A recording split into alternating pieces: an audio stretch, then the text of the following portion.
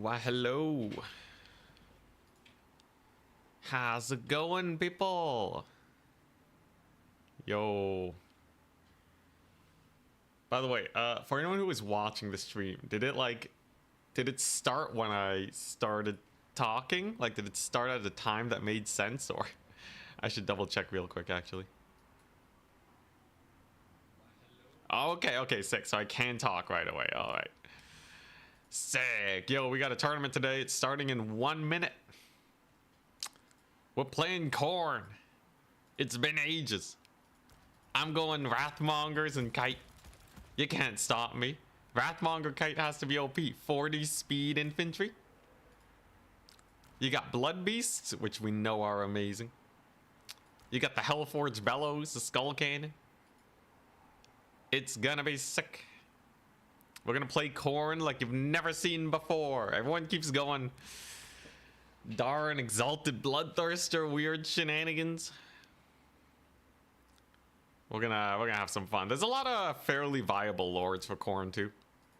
A lot of people take Karnak. Don't know how I feel about that. But yeah, it should be fun. Someone else is hosting. That's why it's an early stream today. But yeah, in theory, the roster just has like a million good things, right? The Blood Speaker. Put him on a horse. What does he have? Damage, AoE. Cannot die. The Blood Sacrifice. What if I just put him on a horse with Blood Sacrifice? Is that a pro strat? Put him on a horse, have Blood Sacrifice. If he dies or whatever, you just use him to heal these guys up. I'm scared what I'm gonna do to the Khorne meta. Yeah, what if it's just like double Slaughter Brute? Slaughter Brutes, you know, they are unbreakable. Kind of. As long as your Lord's alive. What's wrong with going double Slaughter Brute? Sure, they cost 2k, but... Yeah, yo, this is gonna be sick. Use the cannot die for the summons. It's hilarious. It's gonna be sick. Most people don't focus fire those summons though, so I think it's okay. Yo, there's some fun stuff. You got Scar Bloodwrath. If there's ever an infantry lord meta, Scar Bloodwrath just deletes them. Bonus versus infantry 16, almost double damage, 35 seconds. He's a menace. Also reduces armor. Yo, I want to spam Wrathmongers though.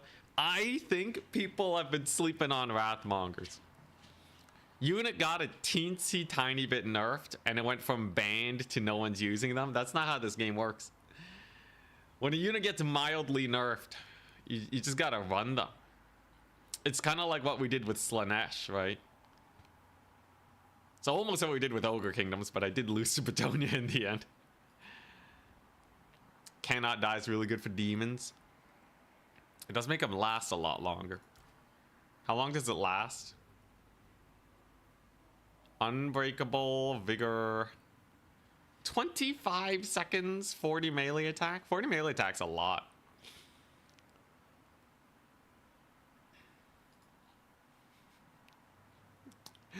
Hey, what's up, Scarbrain? Have the double cannot die to keep a summon alive way longer than it should. What's the other cannot die? Where's the other cannot die? Is it on one of these dudes? Yo, is double Blood Reaper on Juggernaut? Is that a strat? You can take the Bloody Shackle, which heals them for like 50% of their HP. Makes them kind of like Vargulfs, I guess. Anti-infantry armored Vargulfs. Or if you take them on a Blood Throne. What if you just spam single entities? Double Blood Reaper with the Bloody Shackle for the win. Yeah, what's my... I need a good cavalry clear tool, though. You can't not bring it. The other cannot die is the army ability. Oh, I see. Yes, that makes sense. Very exciting. What does this guy have? Potion of toughness. Doesn't heal nearly as much as the other dude. The thing is, Khorne can win a frontline fight. You kind of just need to support your infantry. Locus of Abjuration. Yeah, how do you even kill Wrathmongers though? 10k HP. 32 entities. 35% spell resist. They ain't dying no matter what. I think we just go triple Wrathmonger every game. Triple Wrathmonger, Quadra Marauder Horseman. Every single game. Clearly, this will be the new meta. Put this guy on War Shrine. I don't know. I need a Lord that's not gonna get sniped into oblivion. You shoot him. I guess that makes sense. If we're up against a super shooty faction, I don't think I can kite. How many skull cannons can I take? Only 2. What a ripoff. Yeah, Khorne doesn't have that many anti-ranged infantry tools outside of just murdering faces, but we'll do. We'll make do. By the way, the grubby Warcraft 3 tournament's going on. The grubby Warcraft 3 tournament, the one that Turin's playing in. Yo, you guys think Turin's gonna win? I feel like he'll be a solid top 3.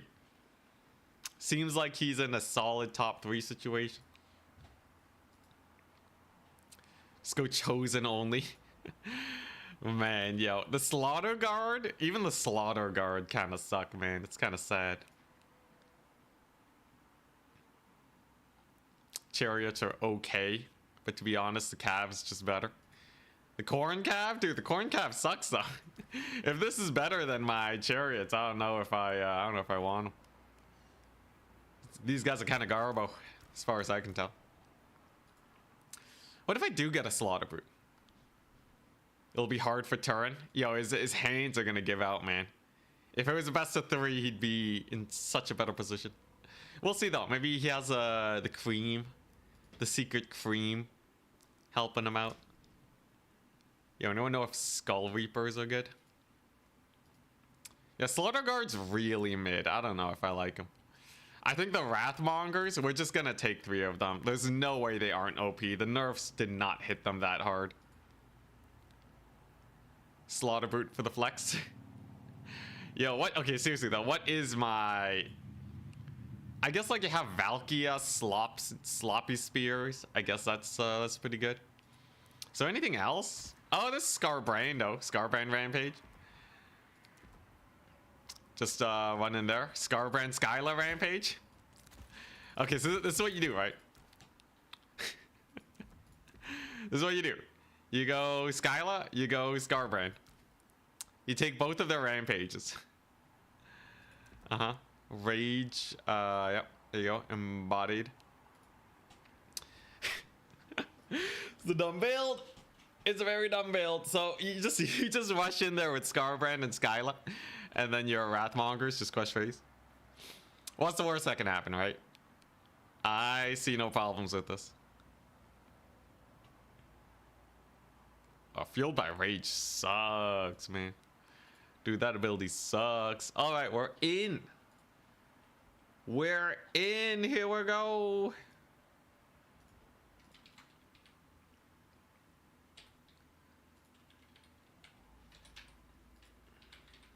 All right, we got our first opponent. We're up. Send them that there lobby code. How are the maps done in this one?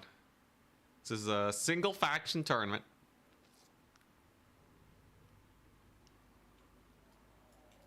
All right, looks like it's pretty standard. All right.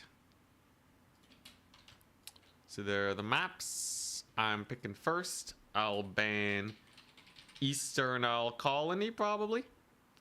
Maybe we play it. How bad can it be? You know what? Let's ban. What faction is he playing?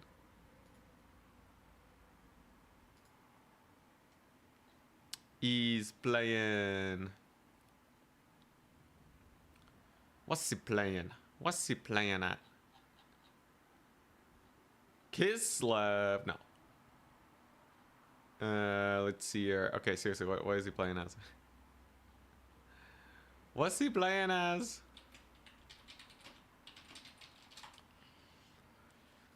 It's gotta be here somewhere.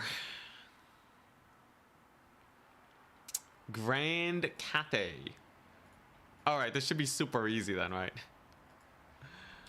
I'll ban, let's see, Glade of the Everqueen's fine for us. Border. I'll ban Border Low. It's either Glade of the Everqueen or Eastern Isle. Should be pretty chill. What's your anti-cav tool? I don't know, Wrathmongers. Skyland Scarbrand? I don't know, man. What if they out-mobility you? It doesn't matter if they're fast, if they lose in every fight. It's easy peasy lemon squeezy. He wants to play Eastern Isle. Alright. First game of the day. Here we go. Let's see here. What armor blocker are we using today? The usual, the whatever the thumbnail is, armor blocker. Ah, hell yeah. That's an angry Scarbrand. Look at him go. Alright, so first game of the day is up against Cathay. Cathay are really, truly a faction that I don't think I have to worry about mostly. They just don't have the ranged power to kill Wrathmongers, I think. I think.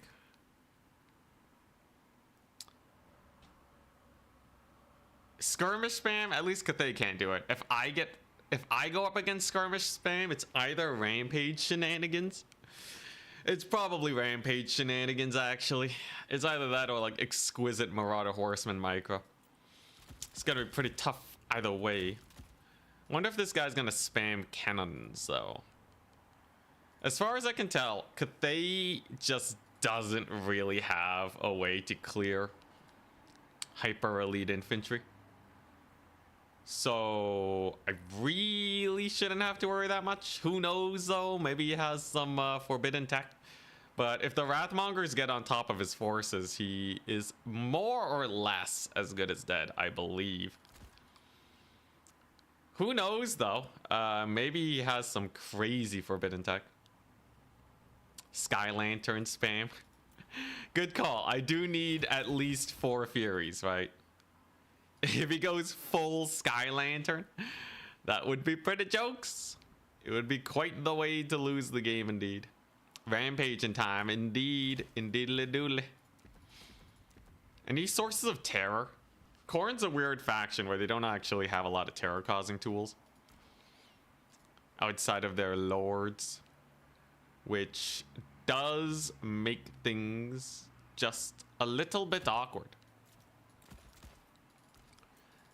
Because how am I supposed to terror out these fools? How am I supposed to do that? Skylar costs 1,300. God dang. Skylar only causes fear too? What the crap? How does the guy on a motorbike cause terror, but Skylar... Wait, the motorbike also causes fear? Yo, where's the terror at, man? You really do have to rely on your lord. Dude, Khorne sucks. Khorne's Garbo, man. What the crap? Alright, well. I guess it's fine. Do I really need terror? Won't crane gunners get you? Technically, but it's not super hard to jump onto crane gunners if you're playing as Khorne. Khorne should be pretty effective versus them. At least I think so. See, I just need my fast infantry, right? Knights of the Brazen Throne. Cheapest and fastest terror. 1900. 70 speed. You know, it's faster than some terror-causing units. Credit where credit is due. God dang, yeah. Just nothing on this roster causes terror except for your lords. Does the Skull Taker cause terror? I doubt it. Not even on a Blood Throne. Not even on a Blood Throne. God dang. Alright, well, I think the play is simple though, right? So as long as I have some way to shut down his range units, it should be a wash. Can't be that difficult. Everything's gonna go into that. And Cathay should be no problemo, really. I feel like Cathay, they're not that spooky. They're not that spooky. As long as I don't like throw away my units, right? I don't know. I haven't played a lot of Khorne.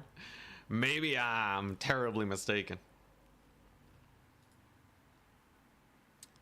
Let's see here. What do we want? Do I want one of these? Don't know if I really need infantry on the summon. Typically, having infantry on the summon is not really worth most of the time. Fleshhounds. Fleshhounds die to his Jade Lancer, so I feel like I just shouldn't take Fleshhounds.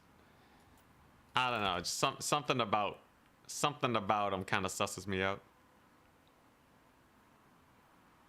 Is this really the build? It's such a weird build. Let's do it. Let's get it. What's the worst that could happen? I get annihilated today. This really can't be that bad. Yo, Khorne's great. Khorne's a strong faction. Good luck, have fun. This guy's playing Cathay too. Yo, I saw Karaftir is playing today, guys. Your boy Karaftir, I think. Wait, no. Nope, never mind. It's just Charix. My bad. Zone's playing though. My prodigy. The prodigy. My prodigy. The guy I trained. He's playing.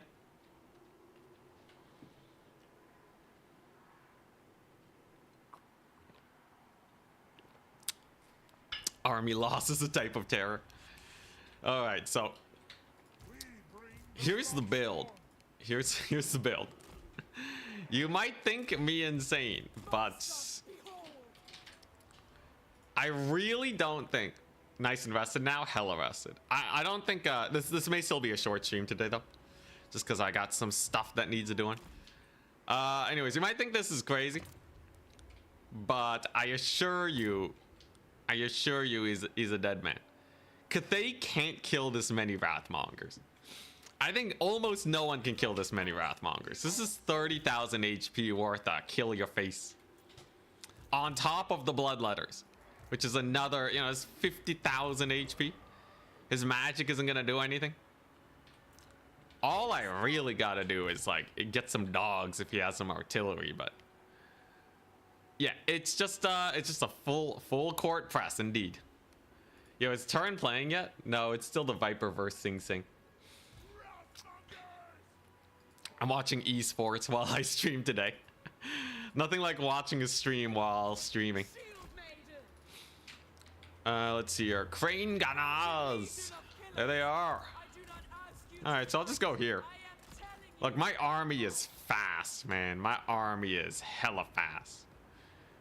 He has one Crane Gunner, a drum, some peasant archers. So one thing that we learned is that Cathay sucks against Blood Beasts. Cathay is about as garbage as it gets against Blood Beasts. So if I just whip him out, he should be pretty screwed, I think. His Cav and his Crowman just don't really trade super well against it. So I should be fine on that front. And I'm just gonna rush him. I fancy he actually took too many range units in that Crane Gunner. What he has, Miao Ying. Regrowth, Talons of the Night, not really gonna do much. And yeah, I think if I just go for it, right? Like what's gonna happen to Valkia? She's not gonna die or anything. Then these Wrathmongers are just gonna YOLO on in. There you go. Valkia's in the cookie jar.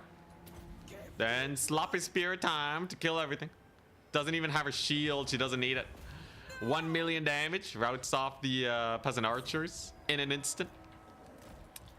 And my infantry is just so fast, man. Yo, people are asking, what are you gonna do if there's Crane Gunners? Here's my solution. And there we go. Everything's gonna die. Holy crap, those Jade Warriors routed instantly. Yeah, this is looking pretty good, I must say. These Exalteds are cleaving through the Jade Warriors like no one's business. He doesn't really have much to deal with the Valkyria either. And they're dead. Alright. Yo, Khorne's gotta, you know, maybe Khorne is good. Maybe they are good. I don't know if this is just, you know, the matchup or what, though. This could just be the matchup, but it feels like my units are just deleting everything. Anyone else getting that feeling? I feel like, holy. Dude, they route stuff so fast. They're gone already. Dude, this Wrathmonger charge is insane. Why aren't people spamming Wrathmongers? I think that's what we're going to be trying to analyze today. Why aren't people spamming Wrathmongers? Because clearly they're kind of good, right? I think that much is true. You know, even with the speed nerfs, they don't really have too much to worry about. I don't think so anyways. Alright, there you go. It's a little bit of killing over here. Who needs terror? Yeah, who needs terror when you can just kill everything, I guess. Yeah, I guess there's just nothing you can do. It's like, it's literally over. This is why when people are like, what build should I do as a new player? I'm like, just take Wrathmongers, man. Dude, the unit's like super strong, man. Like, you just kill everything. It's over. Like, I don't know. I'm not even microing. Like, there's nothing fancy I'm doing. I'm just like, I'm just enjoying. I'm reading chat. Khorne is good. I think if you can't kite Khorne, this is just what happens to your face. Alright, well, this is a transformation. Big ol' Miao Ying. This was probably the easiest game I've had in a while. I literally just A-moved. It was no simpler than right-clicking the opponent. It's even better than the Kislev right-click build. I didn't even capture this point. Get the dogs on it, I guess. Wrathmongers are vulnerable to artillery. Are you sure? How are you gonna defend your artillery against face murder? Maybe if he takes like 1,000,000 cannons, though, I could kind of see it. Miao Ying's doing her best. It's a mass route, though. Furies to just shut down his remaining range units. ROR Wrathmonger should be able to kill Miao Ying pretty easily. Yeah, I just pushed him back to spawn. Or YOLOing our Lord again. Valkyria will be fine, I'm sure. Alright, she should probably run for her life. Probably. Crane gunners are dead. Oh yeah, I have magic resist. This tickles them. Absolute tickle damage. Nothing. There you go. So they're dead now. Valkyria, you can just retire and beat up Bretonnian, Cathay peasants. You can just beat up the Cathay peasantry for the next little while. Dude, so fast and value trading. Okay, yeah. Now, I think kiting is still going to be like a big problem. If my Wrathmongers get kited, it's like, you know, like a proper kite build just deletes them. So I gotta be a little bit smart about Wrathmongers and other builds, but triple Wrathmonger. What did Cathay player do to deserve this fate? Dude, it's so disgusting. Any faction without kite is gonna have a bad day against triple Wrathmonger. I think you know, I'll probably even run it against Slaanesh. Let's be real here. Slaanesh could probably get a lot of work done there. I'll just land Valkyria on top of these guys. Miao Ying dies to Furies, I think. Furies actually have pretty good stats versus Lords and such. Don't die. Oh wait, she can still take damage if she does that. Oh, it's a damage spell. Skedaddle. Split. Yeah, I beat him up. It's just Miao Ying left. She's gonna take off. It's over though. Well, that was nice. It's pretty nice. It's pretty straightforward. Oh god. Grand Cathay versus Khorne. Khorne takes the victory. GG, well played.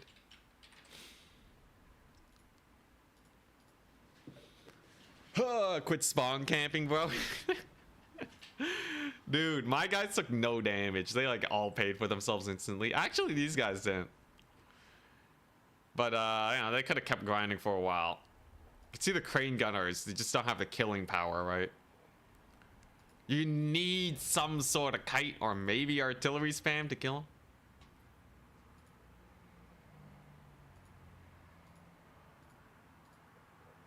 Let's see here. I got spam on Twitch. Ban him.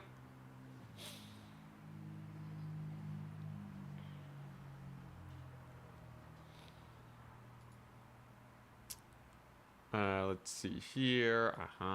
Do I have my admin thing set up? I think I do. All right. Yeah, I don't think artillery would beat this. Because you just rush it down, right? Wrathmongers have 10k. It's spicy. What did I just come in upon? Just a fat Khorne rush. Cathay is very vulnerable to high DPS infantry. Like, you know, like I'm talking like the mega elite infantry. They can be pretty vulnerable against that.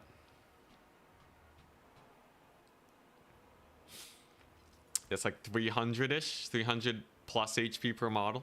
Cannons might do something. Okay, everyone's talking about cannons. Let's just see. All right, so let's say, because like I did lose my Chaos Dwarf run to Empire cannons, so I guess I should double check.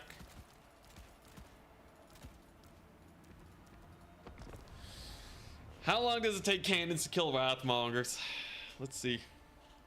What could Cathay have done against that? Probably nothing, but let's just double check.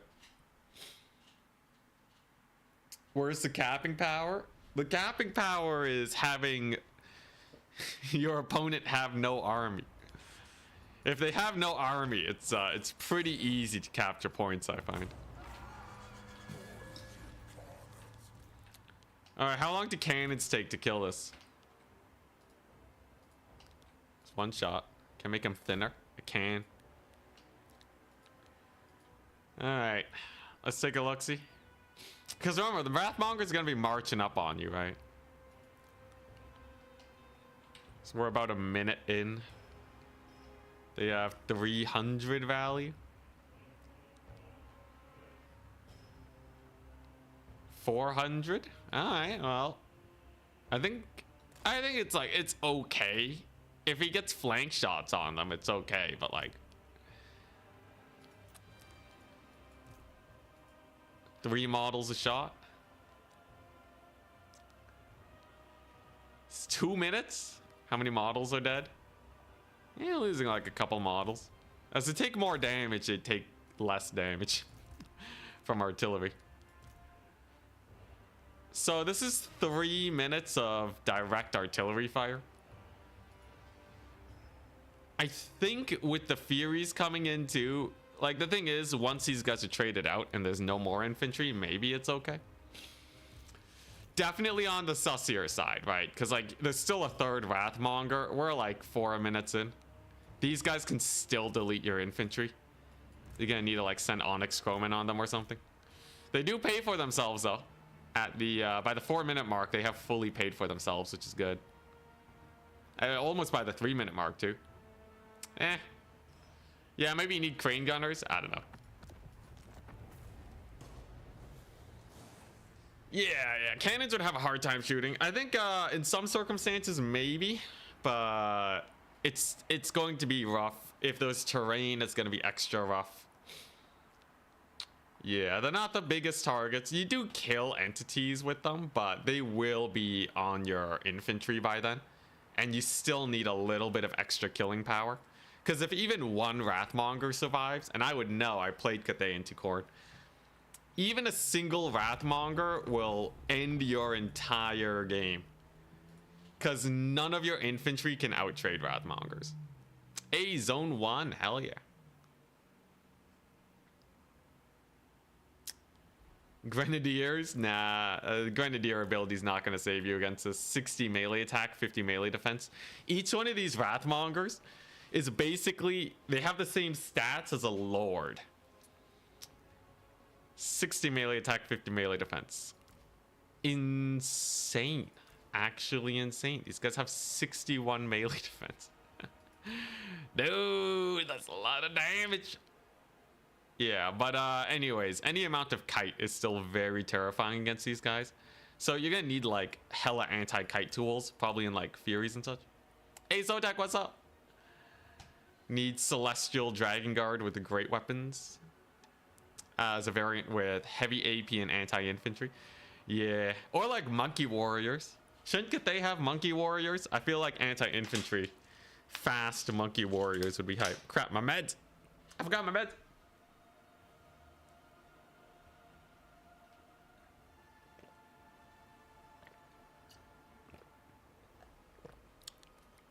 Ah, there we go. We're set. We're ready.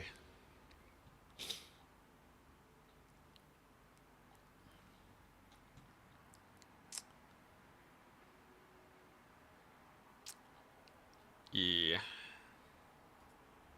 But yeah, I think Cathay definitely need like in a faction that's just such slow infantry, they need something that can guarantee an infantry fight. Otherwise, it's kind of rough. No more workout redeem. Oh, maybe not today. Maybe not today. I'm still recovering. I think last week took something out of me. Yeah, the ROR cannon is good. This one, the ROR cannon. You can use that against some builds. Might be a good emergency tool to just have lying around. What's the best green skin campaign? Grand Cathay is pretty fun. Grand Cathay, Gorbad is pretty fun. They got a lot of sick buffs. Yeah, you can fight kite with kite. So I'm very tempted to try out the Khorne Kite Reno build, where you go Mass Marauder Horseman, double can. Depends on the faction. If we're playing against like a Nurgle or something, I would love to try and just full kite him. Equally skilled. This is one-sided to Beastmen. I think it's... I wonder if Beastmen have a tool to kill Wrathmongers. Do Beastmen have a tool to kill Wrathmongers? Can you kill them with cavalry charges? Because if you can't, then it could be a little bit more on the sus side. I don't think Khorne has a lot of ways to kill cavalry easily, though. So I could see it being Beastmen favored. Regardless, Beastmen is banned in this tournament.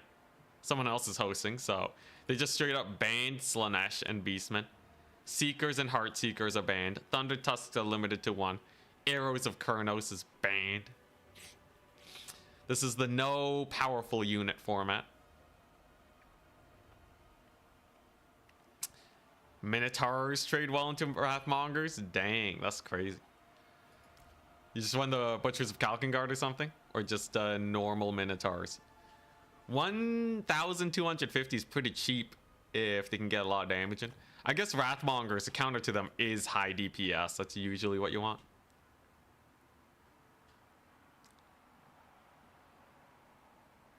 Eye of Morsliev. I think Eye of Morsliev gets murdered if it gets into melee against us.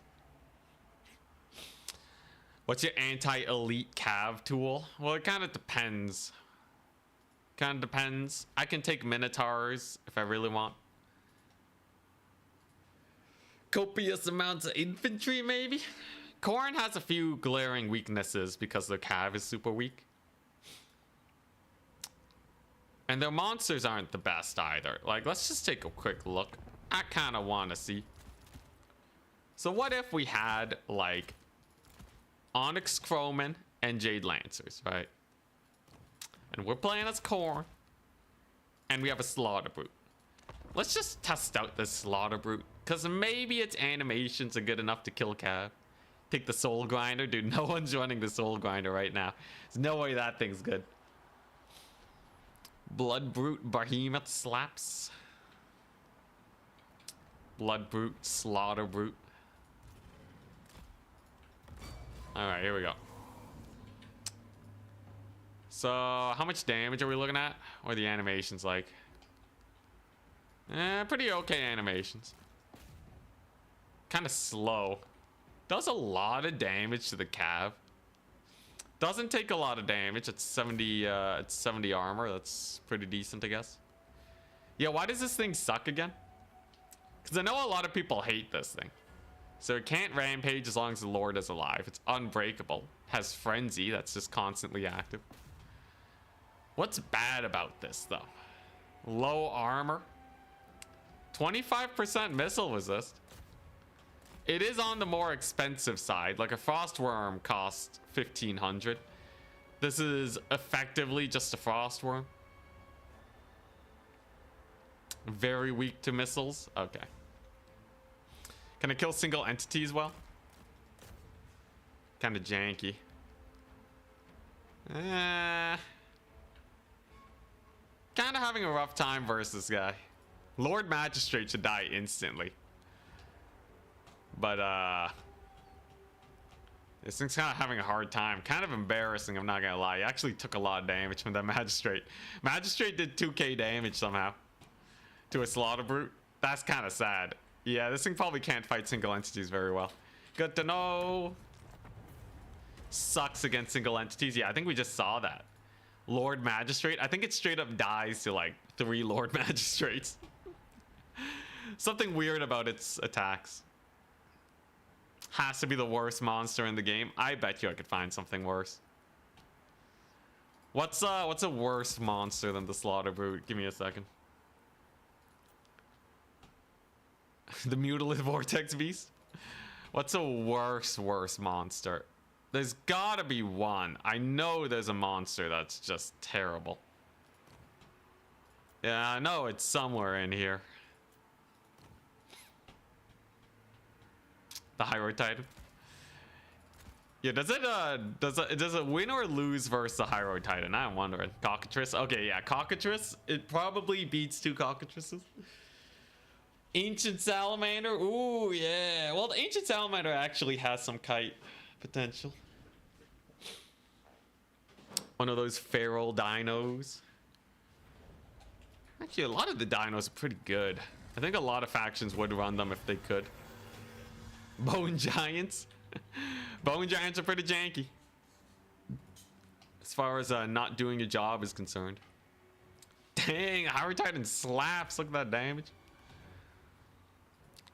Who wins? They both cost 2k.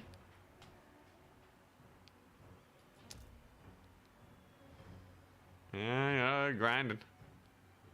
Hyrule Titan has a little bit of spell casting though. Slaughter Brute's unbreakable. Eh. Man, it's kind of a janky fight, man. They should give the Slaughter Brute anti-large. I feel like that'd make it so much better. Do what they did with the Frostworm. Just give it anti-large and it'll probably be good. Holy crap though, Hyrule Titan actually almost won. Crazy. I think we're more likely to see a Slaughter Brute than Giants though. As much as I like to meme on the Slaughter Brute, you like never see Giants anymore. Okay, what's like an even worse single entity? Okay, you know what we gotta try? Double Bird. I wonder, there's a chance that the Double Bird is actually worse somehow. The Destroyer's animations? Ooh, Slaughter Brute versus Destroyer? Okay, yeah. I think I would rather have a Slaughter Brute because at least it's unbreakable. Whereas a Destroyer just crumbles away, sadly.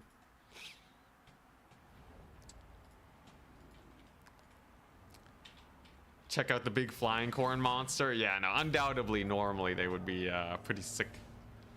Beat him up. Oh my gosh, bird's going for this guy. Darn AI. Okay, come on. If these birds are really that bad, the Slaughter Brute should be able to solo everything here. In theory, the Slaughter Brute should be able to solo. It may still die to the Double Bird. Oh man, yeah, I don't know. Those birds are pretty bad. Fact that they route so easily. Oh, Slaughter Brute does die though. Okay, well, you know, it's, yeah, they're all bad, I guess. In a normal game, you'd be able to rout off the bird super easily. In a vacuum, leadership's way higher. It's pretty jokes though, putting them up against each other.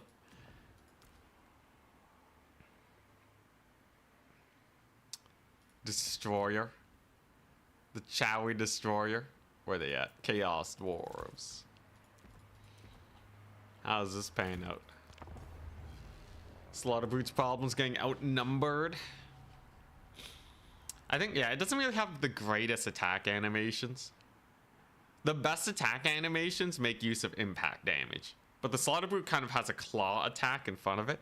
So it's not actually impacting anything, I don't think.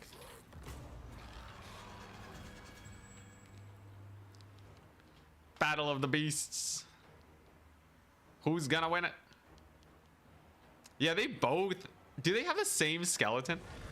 Do they have the same attack animations?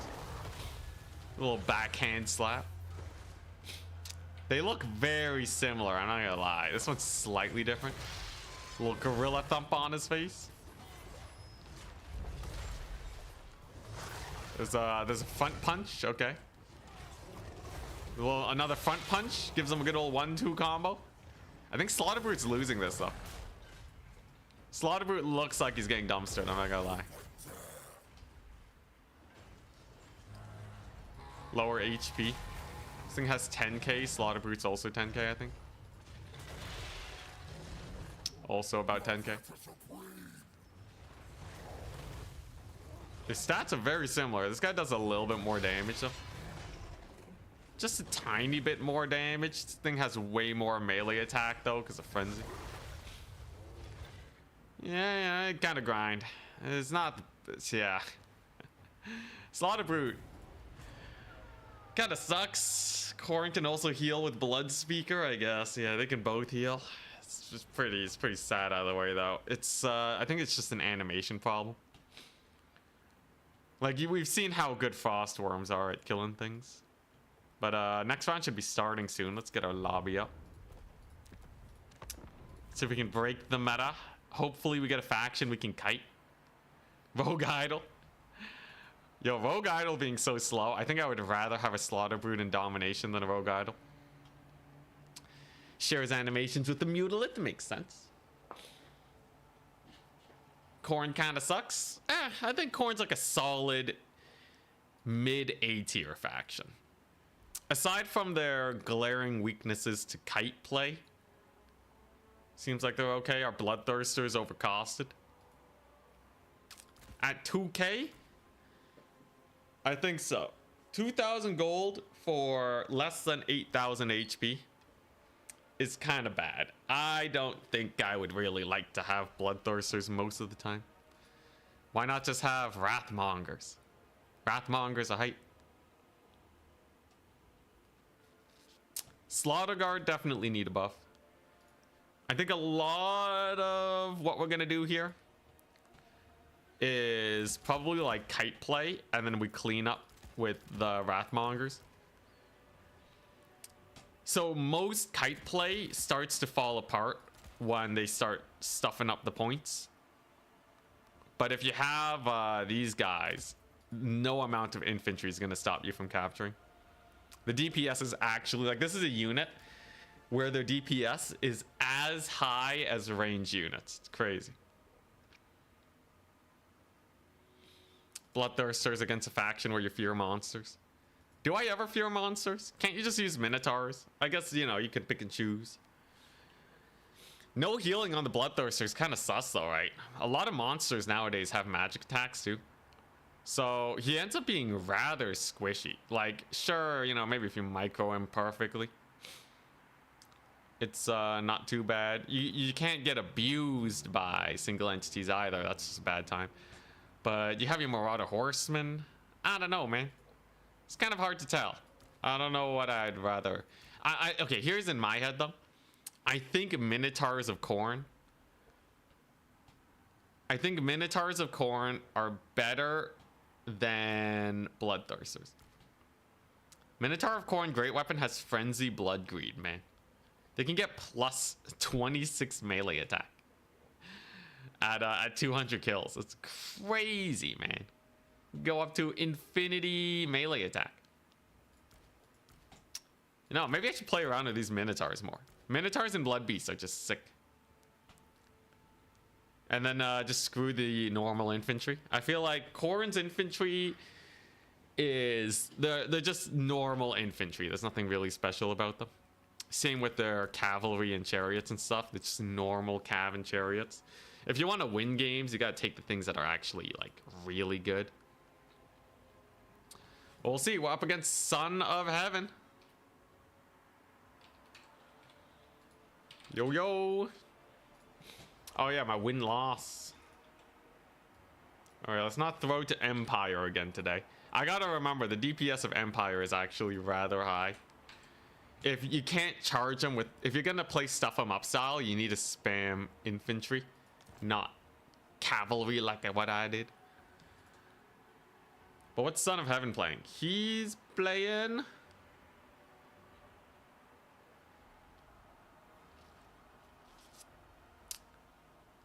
Khorne. It's a Khorne mirror match. It's a Khorne mirror match. Oh my gosh. The mirror matches today.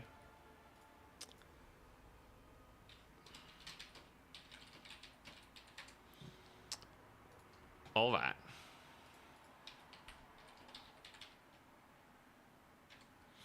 So either fighting on Jade Tomb or Dunes of Cain. Hell yeah. There's an above 0 chance to see Outrider spam. Outriders are pretty bad against Furies though, so that's not too bad. Kite the Khorne player. Wrathmongan time. Alright, so I want to play Jade Tomb. Jade Tomb you can hide in the forest, which can protect you pretty well.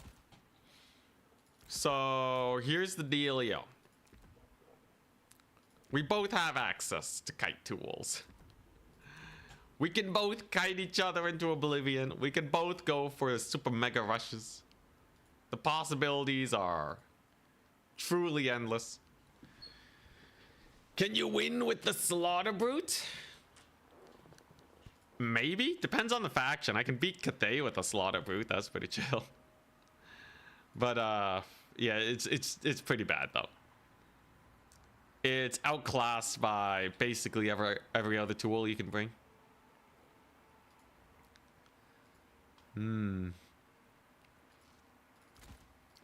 Got a crazy idea. I got a crazy idea. What if I go insane here? Oh boy, all right. Yeah, this one's a dumb one. This one's a very dumb one. We'll see what he decides to go for, but I know for me, I have everything I could possibly want. The odds of success here are mid. They're very mid. Very, very mid indeed. But this can't be that bad. What's he gonna do? What's he gonna do against me? So I definitely want a bunch of these. What if he spams elite cavalry? What if he goes like mass elite cavalry? That'd be kind of insane. I doubt he'd be able to kill me though. Should be fine.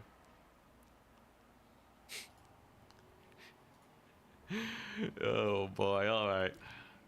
I hope you guys are ready. I hope you guys are ready for a spicy match. This one's gonna be crazy. Knights of the Brazen Throne are great in this matchup. Do it. I got a better plan. We can't clickbait the title. I've gone maximum kite. And by maximum kite, I mean like to the absurd level. I brought double soul grinder. Because the soul grinders do have a little mini cannon that does a little bit of damage to his skirmish cav.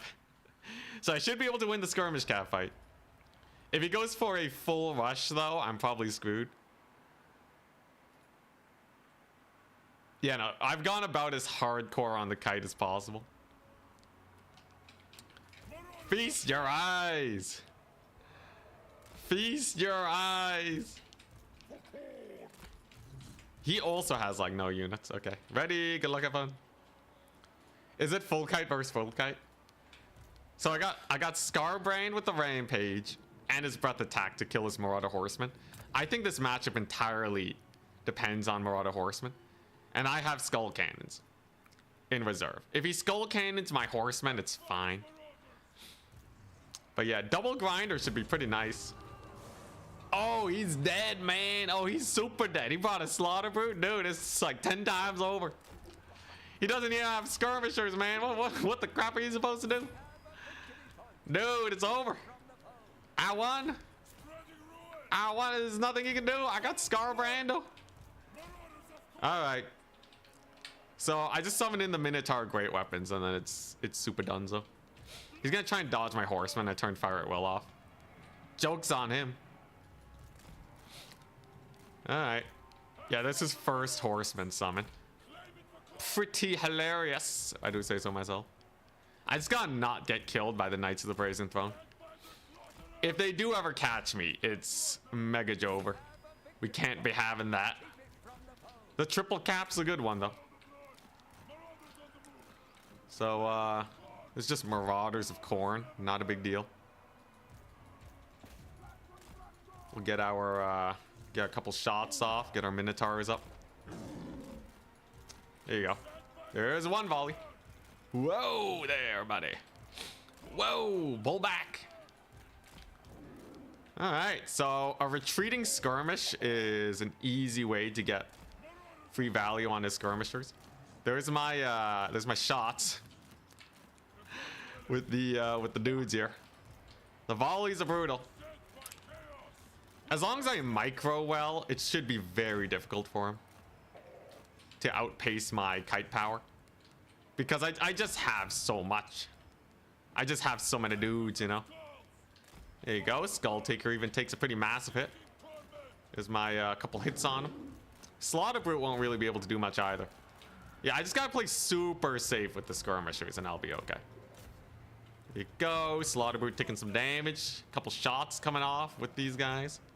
I could also get a rampage here if I really want to. We'll start off with the breath attack though. Seems like a good enough idea.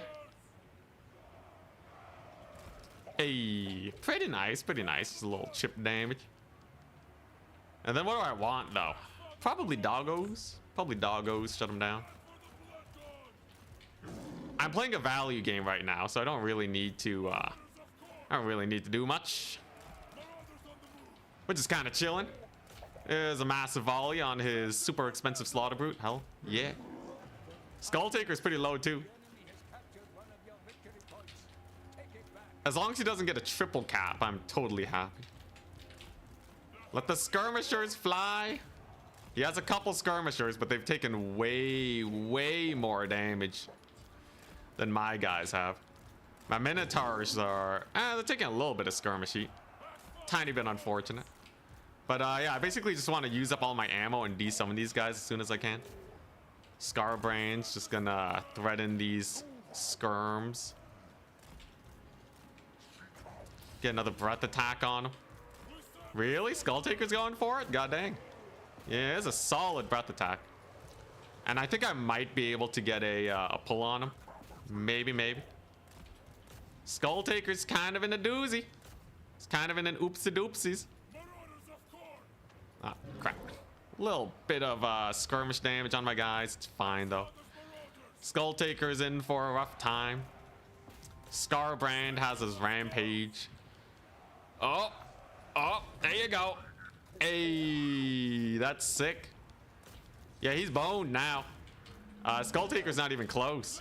I got all my skirmishers here brought to bear against him. So, yeah, without his skirmishers, he's really screwed, man. He's absolutely screwed. That's a mass route and a half. So we just chase him off now, I think. His Knights of the Brazen Throne are in here, so I gotta be a little careful, but I just got my capture point back, because Knights of the Brazen Throne just do nothing against us. If I chase these guys off, it should be mega Jover, because the skirmisher advantage is just very powerful for us right now. With his slaughter brute getting murdered too. Yeah, I'm just gonna escort these guys off the battlefield. Slaughter brute should go down, and then all I really need now are maybe my Wrathmongers. I don't know. Slaughter brute's dead. Yeah, I think if I get my one Wrathmonger unit out, I'll be fine. Just gotta keep chasing these guys off though. Can't let them rally. That would be most unfortunate. Do get that triple cap though. That's nice. Look at my doggos. Good boys. Chasing them off. And then, yeah, we're just gonna ignore the Knights of the Brazen Throne for a little bit. I have no intention of dueling them or anything. I'm just gonna take my capture point and leave. There you go. There's a capture point. Does have a couple of these dudes though. Yeah, these guys are actually running out of ammunition now. So I'm just gonna desummon them. I'm aware that does make things a little bit sus for a time, as I don't really have too much. Okay, Minotaurs are just gonna have to commit to that fight, rip. But I do have my Bloodwake Berserkers, or I can just take more Skirmishers. Both options are honestly fine. These guys got desummoned though. You know what? I'll just take my Skirmishers back. That should be fine. That should be totally fine. Because, like, that's really all I need to close out this game, right? Maybe the one Wrathmonger unit, so I just have, like, an anchor piece. But as soon as I get the Skirms back, he's done for. He's also triple capped, which is pretty unfortunate for him. Value trading-wise, it's okay. Nothing too crazy. Just gotta get the Skirms. Come on, get the desummon. Like, I think the entire game rests on their shoulders right now. On being able to get a million Skirmishers out. All right. So I'll get a breath attack on this Knights of the Brazen Throne. There you go. There's the Skirmishers. Nice. And they're back. Those Knights of the Brazen Throne have taken a pretty nice damage. And I'm just gonna play value. I can afford to play for value right now. I have so much time, man. It's chill. Yeah, it's Khorne Kite. You never thought you'd see Khorne Kite, but it's happening. These horsemen have gone mega value. A lot of them already have a couple chevrons. Don't know if these guys are doing any damage to soul grinders. I think it's mostly being one off of the horsemen. But I guess, you know. You never know, you never know. Wrathmongers are definitely going to be good for this, though. I'll have another horseman in here soon. That'll be pretty nice. Soul grinders are doing okay. There's the other horseman back. Wondrous. Heralds of the Fury. Holy crap, this guy is spamming that cav, isn't he? Alright. Wrathmongers can fight as Wrathmongers. My guys are way higher HP and not tired, so they should just delete everything there. Okay, there we go. And then Scarbrand can rampage these guys. All in. Nice. So there's the rampage. Get him out of my hair. Okay. And then it's just how well can my skirmishers get their value back? Because Scarbrand is taking some pretty big heat. The heralds are pretty spooky. Wrathmongers are chunking it though. He's focusing Scarbrand, which makes me a little bit wary. I definitely got to pull him back. Skirmishers are doing fine though. Yeah, these soul grinders kind of suck. I don't like these soul grinders anymore. They're kind of goofing it up. If I kill off his elite cav, that should help me out at least. Soul grinder's gonna have to back up though. My Regiment of Renown Wrathmonger crew's doing fine at least. They're doing fine. As long as the Wrathmongers live, I think we're okay. I guess we'll start bullying the Skull Taker. His heralds are dead at least. Okay, that's good. It's a good sign. It's a good sign. And if I get my Minotaurs back, I think we'll be okay. There you go. All right, you know, not the worst. Definitely, we've had worse fights. His skirmishers are getting warded off by my doggos. Tickets are very slow this game. This is a very slow ticket game. So things are gonna be yeah, it's gonna take a hot second. It gives me a lot of time to kite at least. And then if we just kill off his lord, maybe. I do have my Minotaurs back. He's brought back the value trading though, which is rather intense. Let's make it so we can't lose entities on these guys. And then maybe we get Scarbrand to fight his lord. Pretty nice hit for Scarbrand. Let's see here. Come on, Scarbrand. Okay, another nice hit. I think with the skirmisher support, yeah, okay, he can't win with the skirmisher support. All right, that's fine. We'll finish him off. Scarbrand may die though. I actually rampaged him back into Scarbrand. That's kind of hilarious. All right, but there we go. Everything's dead. Just everyone in the local area is now dead. But I have a unit of Minotaurs and a unit of Doggos. So honestly, it's a fine enough trade for me. I don't really have to worry too much. It's all about recapturing points now. And then I should be okay. Just, yeah, use the Marauder Horsemen to support him. He does have a Minotaur unit. Admittedly, he does have a Minotaur unit, but I also have mine over here. So I should just be able to kill him, right? Should just be able to kill him with the Horse Skirmisher micro. His Skull Reapers aren't too spooky either. Yeah, one rear charge and they're gone. All right, sick. And just like that, we have successfully out-traded. It's like in chess. When you have a lead in pieces, all you have to do is start trading out. And then eventually you'll have one rook left to their nothing. And that's the Khorne mirror. We did it. We kited Khorne with Khorne. I'm telling you guys, Khorne's greatest weakness is kite. The king sacrifice. And again, the Lord trade. It's fine though. Scarbrand did good. 2,000. He did better than Skulltaker. That was a sick cav charge. These guys though were hot garbage. Don't take soul grinders. I should have just taken the artillery pieces. I thought the soul grinders were better. It turns out they actually suck. That was the only reason that game was close in the slightest. You definitely just want to do this. GG. Blood for the blood god.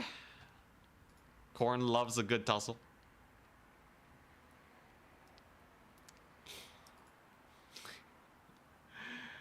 That home objective moment though. Yeah, we got some nice captures to stall the game as much as possible. But yeah, the Marauder Horsemen are great. And you said the Knights of the Brazen Throne would be good. He bought the Heralds of Khorne's Fury and the Knights of the Brazen Throne. And they did nothing. They did nothing. Okay, they did tussle pretty well. I'm not gonna lie. They were actually pretty good at tussling.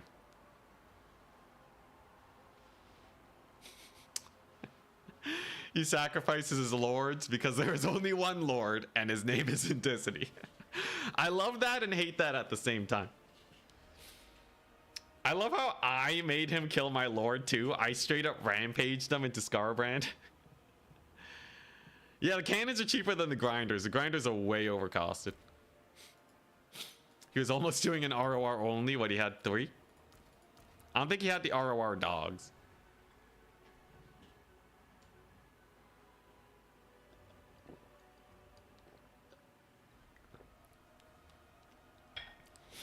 But yeah, the cannons are way better than the grinders. I would just never take this ever again. Not until they get a buff. They definitely need a little bit of a buff. Bloodweight Berserkers are really weak to high DPS, which is why they do so well versus Cathay. They should be pretty good versus dwarves too, as long as you don't get their shotguns out. ROR only challenge. What RORs are there that are good? There's this guy, there's this guy, there's this guy. There's this guy. This one's okay, I guess. This one's pretty good. And then you start getting into the bad ones. Yeah, then they start taking the bad ones. Khorne doesn't have enough RORs to do an ROR only army anyways. Oh, I guess they technically do. If you take all the RORs, you about spend all of your money. Nice. Is this winnable? Maybe with the Wrathmongers. Like, this would still beat the Cathay army that we faced. But it's so disjointed, man. Nothing here combos with each other. Find a faction where you can win with ROR only. What do you think is Khorne's counter? Kite. Kite is the way. You just kite them. Any faction with just a little bit of mobile kite will do great, man. Greenskins can kite Khorne with just a million Goblin Wolf archers. Kislev can kite Khorne. You know Empire can kite Khorne, that's for sure. Vampire Coast can't kite Khorne, but their playstyle strong enough where they'd probably be fine. But yeah, no, Kite is so good. Even in the mirror matchup, I'm going Kite. It's, yeah. It's some fast games, though. I'm like always the one finishing first. Everyone else still playing the matches. But yeah, like, if you're ever playing against Khorne, the first thing you should do is take all the skirmish units you can. And then the second thing you should do is win the game, because you already have the best composition. Wood Elves. Wood Elves can kite Khorne. Skaven, I bet Skaven can kite Khorne. That's how kiteable they are. I bet Norska, definitely Norska can kite Khorne with Marauder Horse Masters. Ogres, 10,000% Man-Eater pistols, mobile artillery, iron blasters. They can kite Khorne. Beastmen can kite Khorne. Hell, I got kited by Bretonnia as Khorne. With human archers. They actually have pretty good range. But yeah, it's marvelous. Everybody kite. Hey, Rent a Cat, what's up? Yeah, Marauder Horsemen are really nice. That low range kite. Lizardmen can kite Khorne. Who can't kite Khorne? Maybe Demons of Chaos. Then again, I don't know. Maybe the Changebringers can do it. They don't have any ground kite though.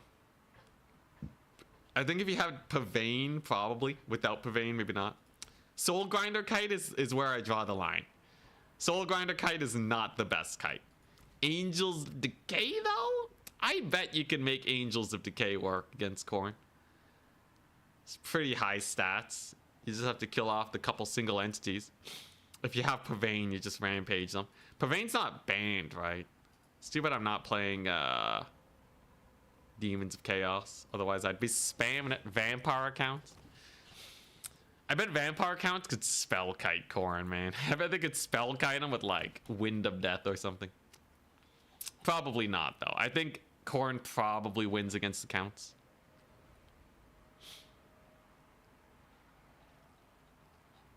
Counts shouldn't have a good counter to Wrathmongers. I think that's the big issue.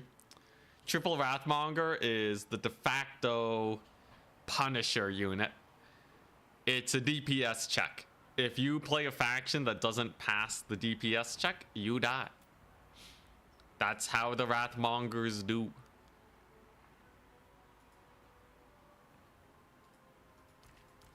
Slaughterbrute though, God, it sucks. Slaughterbrute garbage. Big garbo.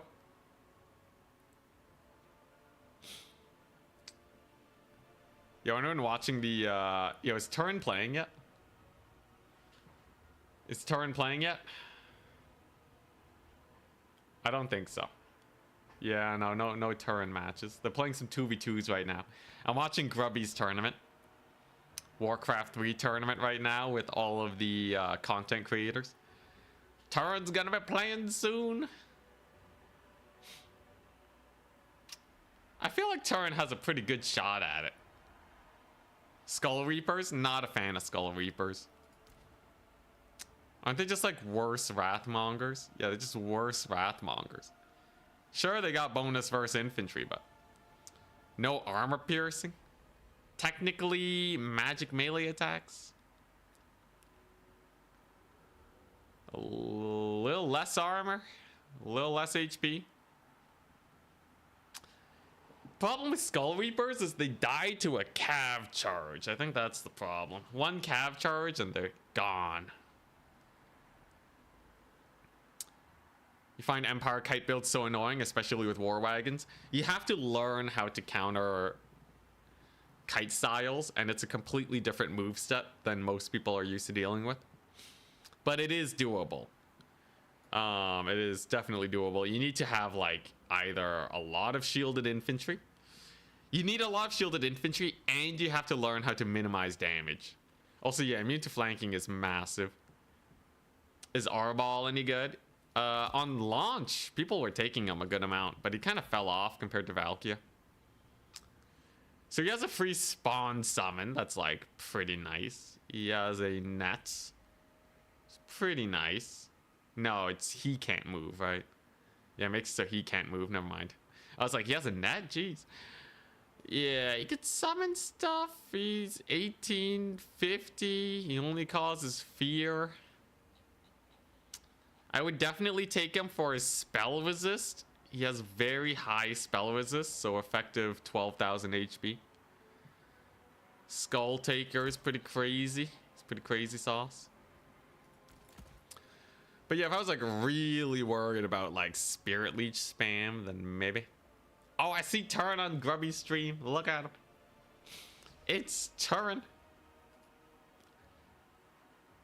Yeah, I think Arbol just doesn't really have that much going for him though.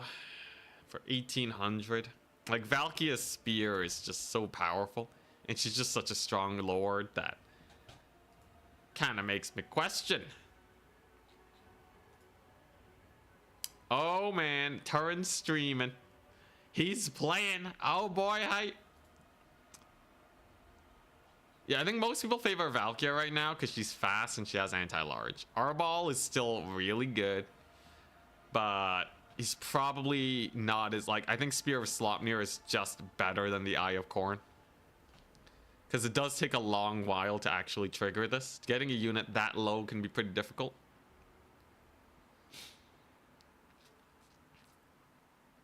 Karnak is pretty good into magic-based factions. Every time I look at Karnak, I see a super squishy Vargulf. That's basically he has less than 5,000 HP. He can summon a Fleshhound unit. I'll give you that. He has a net. I'll give you that. And he can silence. 1,700 for a single entity that just dies, though. Like, imagine War Wagons focus firing this guy. You'll lose all your money, man. You lose all your money. I think Karnak's in one of those situations where, like, he's nice. He can fill a niche. But is he really the de facto a guy that you want? The silence is okay. You just take him with silence. No net, no hound summon. 1,500 for less than 5,000 HP. God, that's expensive, man. Does have that spell resist, I guess. Sometimes net for Lord Snipe.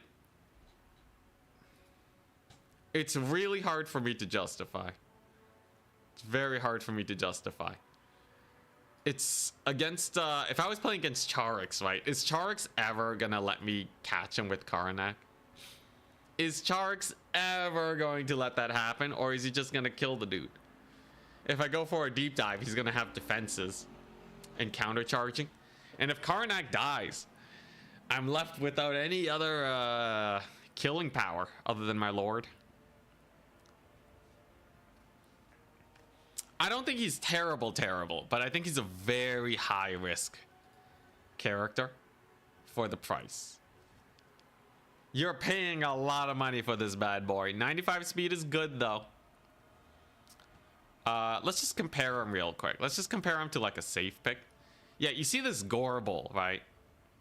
This Gorbel has armor piercing anti-large, costs 450 less money, and has 1,000 more HP. So, like, you have to make use of Karnak's abilities for it to be worth. And the spell casting, like, people aren't spamming spells in melee most of the time.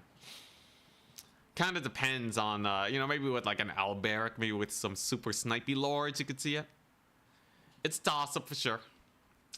Not terrible, but yeah. I think if he was slightly cheaper, then he would start getting into the meta zone. Anyways, 2 more matches and then we're in. Oh, Turin's not playing yet? What a ripoff. Alright. Then we keep grinding.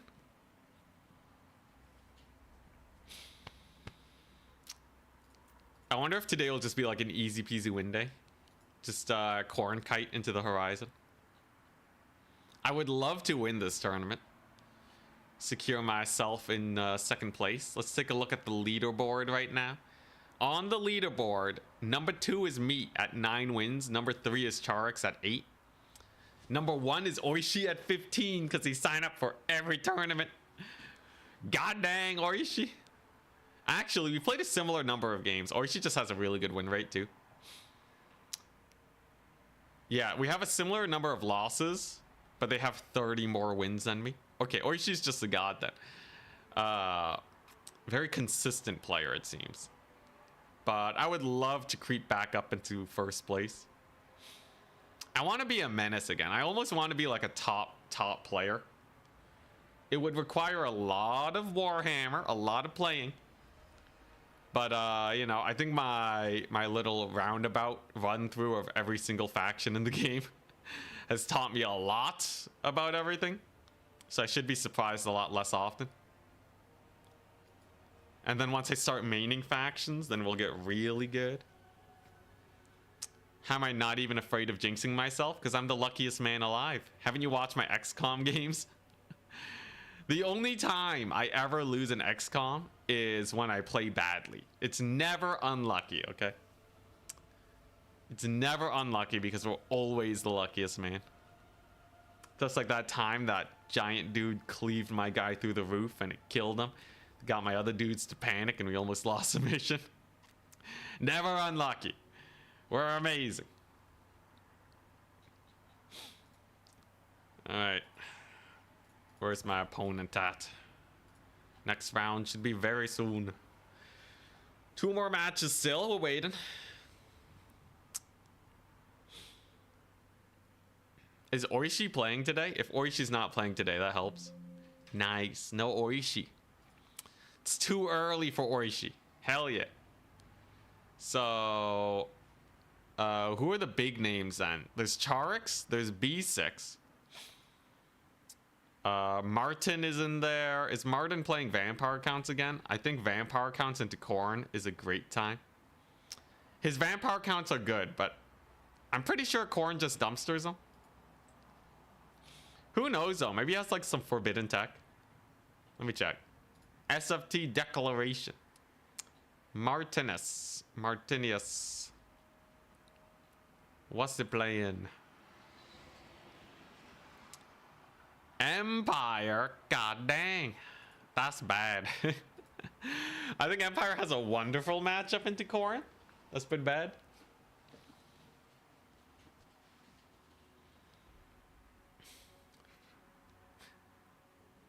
It's very funny in a good way to hear that you're losing only because you're playing bad, not because of luck. Yeah. I consider myself the luckiest man alive. Get kited. Let's see here. If I were to play against Empire, what would be the ultimate in don't get kited action? So if he has the war wagons, what? 56 speed Minotaurs? Like a Fleshhound max doesn't work because his Empire Cav wins against that. The other option is like Blood Beasts. And you just try and run them down with Blood Beasts. Knights of the Brazen Throne, Murderous Charge, you know, and they just sit there and grind the whole fight. You could do that. 1,900 costs your entire paycheck, but... Because I think mass infantry is just not going to work, right? You know, I almost just want to spam Skull Crushers. What if I spam Skull Crushers, huh? Then what's he gonna do? Clearly, there's nothing an Empire player can do against this many Skull Crushers. Skull Crushers and Blood Beast, and then just rush his face down. Rush his face down with Scarbrand, so that like he just has to book it, otherwise he's dead. I think this is the only thing I can think of that would possibly have a chance. Rhino maxing. Yeah, because like if we get kited, it's Jover, super Jover. At least you can't forget magic with Khorne. It happened once in recent history. Just once, and I won that game, thank you very much. It was Slanesh too. My goodness, this chat hasn't learned respect. Ban them all. What are we doing? Is this good? What if I get rid of this? This has to be good, right? Most kite builds don't have any good starting units, and they use cav to defend themselves. So a bunch of shielded anti-large cavalry should be pretty nice. 70 speed does kind of suck, but yeah, I think you just rush them down. Wide Khorne, is that a thing? Not against Empire. Empire has some really high DPS, and their cav should delete wide Khorne pretty well. As I have experimented with, we have played that playstyle before. You forgot to cast it with Zinch. Did I? Oh yeah, with the changeling. Whatever, man. Twice. It happened twice. I forgot my casters. Only 2 times. We also won though the tournament stuff. Disrespect is warranted since you're so confident and then lose. Okay, I guess that is kind of true. That is kind of true. Sometimes confident and we win though. Yo, I am my biggest weakness is confidence. If I ever get an interview, I'll be like, yeah, you know, it's overconfidence. And not in the way where confidence is good, like only the bad confidence. I have maxed out stats in that.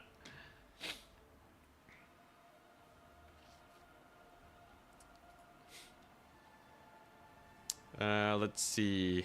I'm looking at my tools. I don't think a Hellforge Bellows is gonna fight against Empire Cav very well. I think I just straight up do this. Spam some Furies and some Doggos for a little bit of extra chasing power.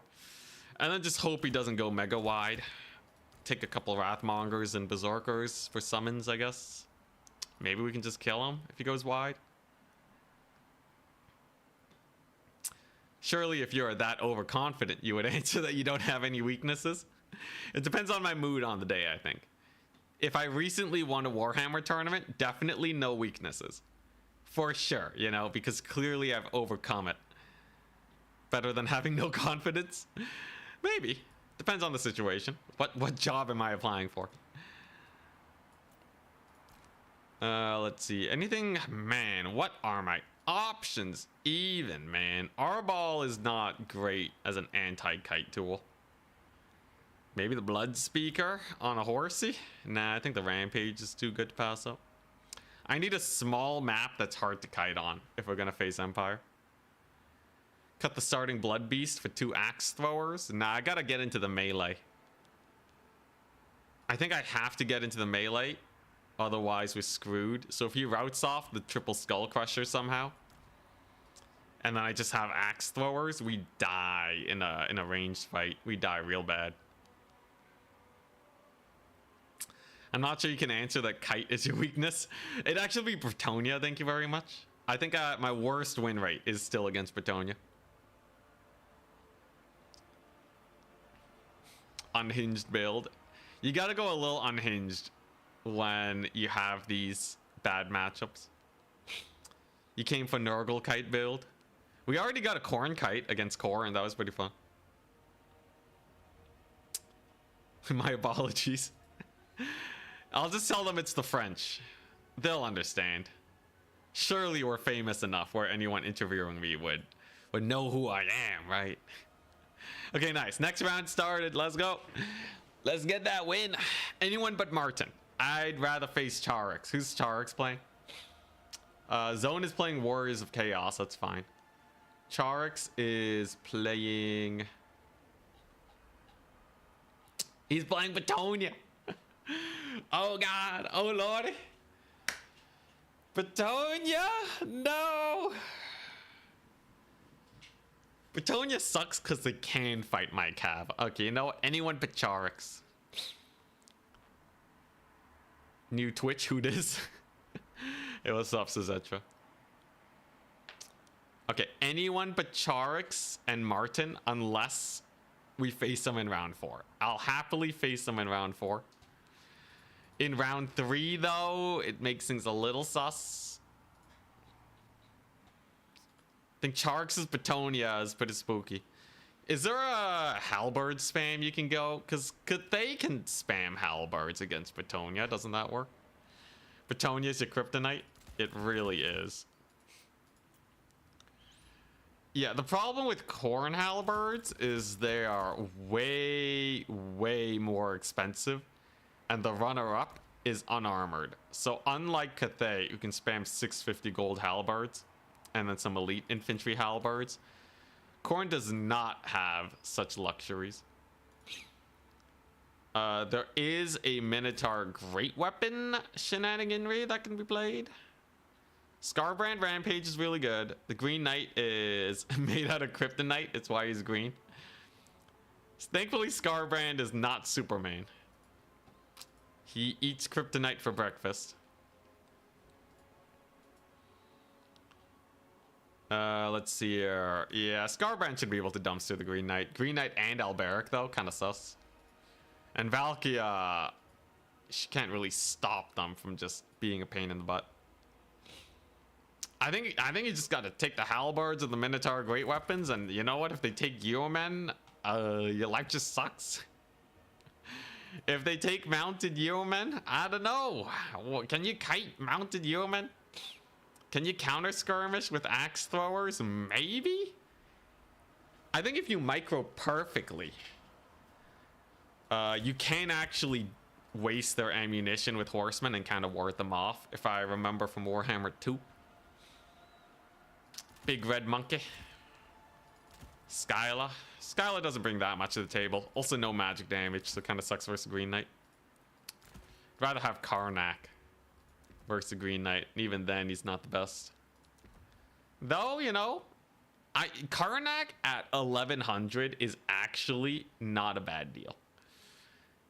At 1100, he starts getting cheap enough where it's actually not that bad. You can also negate the magical effects of the Green Knight. I don't know. I don't know if you even need abilities on him. What if you just take him vanilla? What's the worst that can happen? He's just a decent fighter character. It's either that or you're taking like a Blood Reaper on a Juggernaut, but Karnak has that speed. Price-wise, HP-wise, it's very similar. You know what? Maybe it's not that bad. Bashing Karnak for 5 minutes and then picking him next game.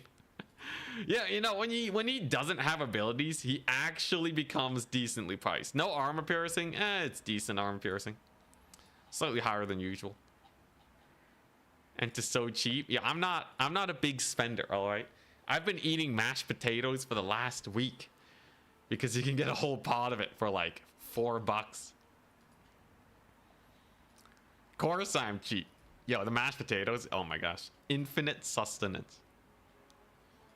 Infinity sustenance. I do need to get some protein at some point though.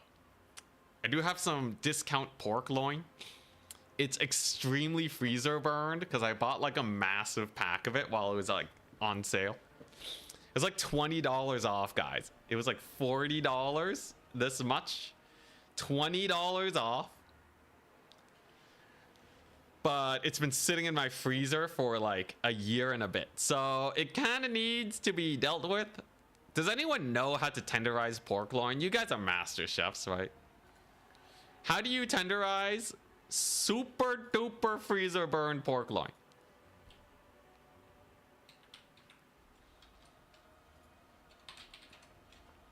Because I've tried slow. I've tried the slow cooking strat. You know? But, yeah, I don't know, man.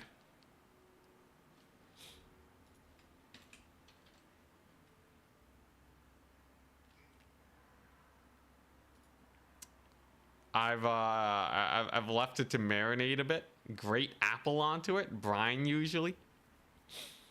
So like I had a bunch of spices and seasonings, right? And I kind of just dumped it on top with some salt. Does that count as brining? What does one need to do for brining? Just raw dog it? Or put it in the sun? I've heard about brining, but like I've never done it before. TNT? It's dead, man. A year and a half. It's trash. It's edible, which means it's going in my belly, okay? I got it on hella discount. I don't care how bad it tastes. pound it a little bit. You can bread it and fry it. That's what I do. Starch, vinegar, easy. Salt does, but the meat is dead. Well, yeah, I'm not eating a living cow. Thank you very much. Crockpot it, man. Like, does that work? Yo, does brining it make it like taste hella salty or whatever? How does that work? Also, what faction is this guy playing?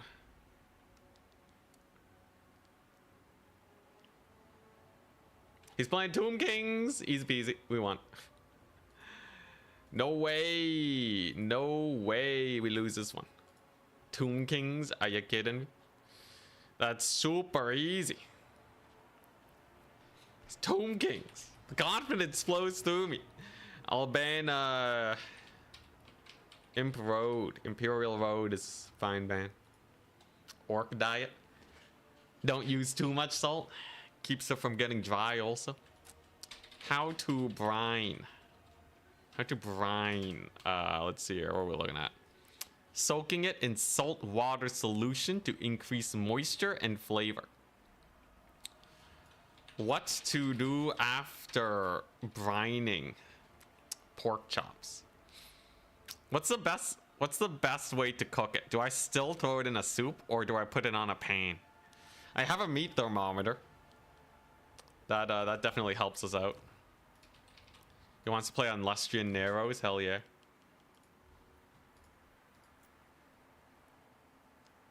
One Eternia's Tomb Kings and say it's easy. It's always easy out of region. Alright, so I don't think I can kite him, right? That just doesn't make sense. As much as I want to kite, I don't think I can do it every single game. Pan fry it. Okay, so you brine and then pan fry. So I just need to add some salt. As far as I can tell, it's as simple as leaving it in salt water for a bit and then pan frying it. I do not have a Dutch oven. Or do I? I don't know. I have a normal oven. I just have an oven. Or whatever that is. But yeah, it always comes out dry. Even when I get the internal temperature to like just barely cooked. And then it just sucks. And it's just like the driest thing. It's just desert mode, man.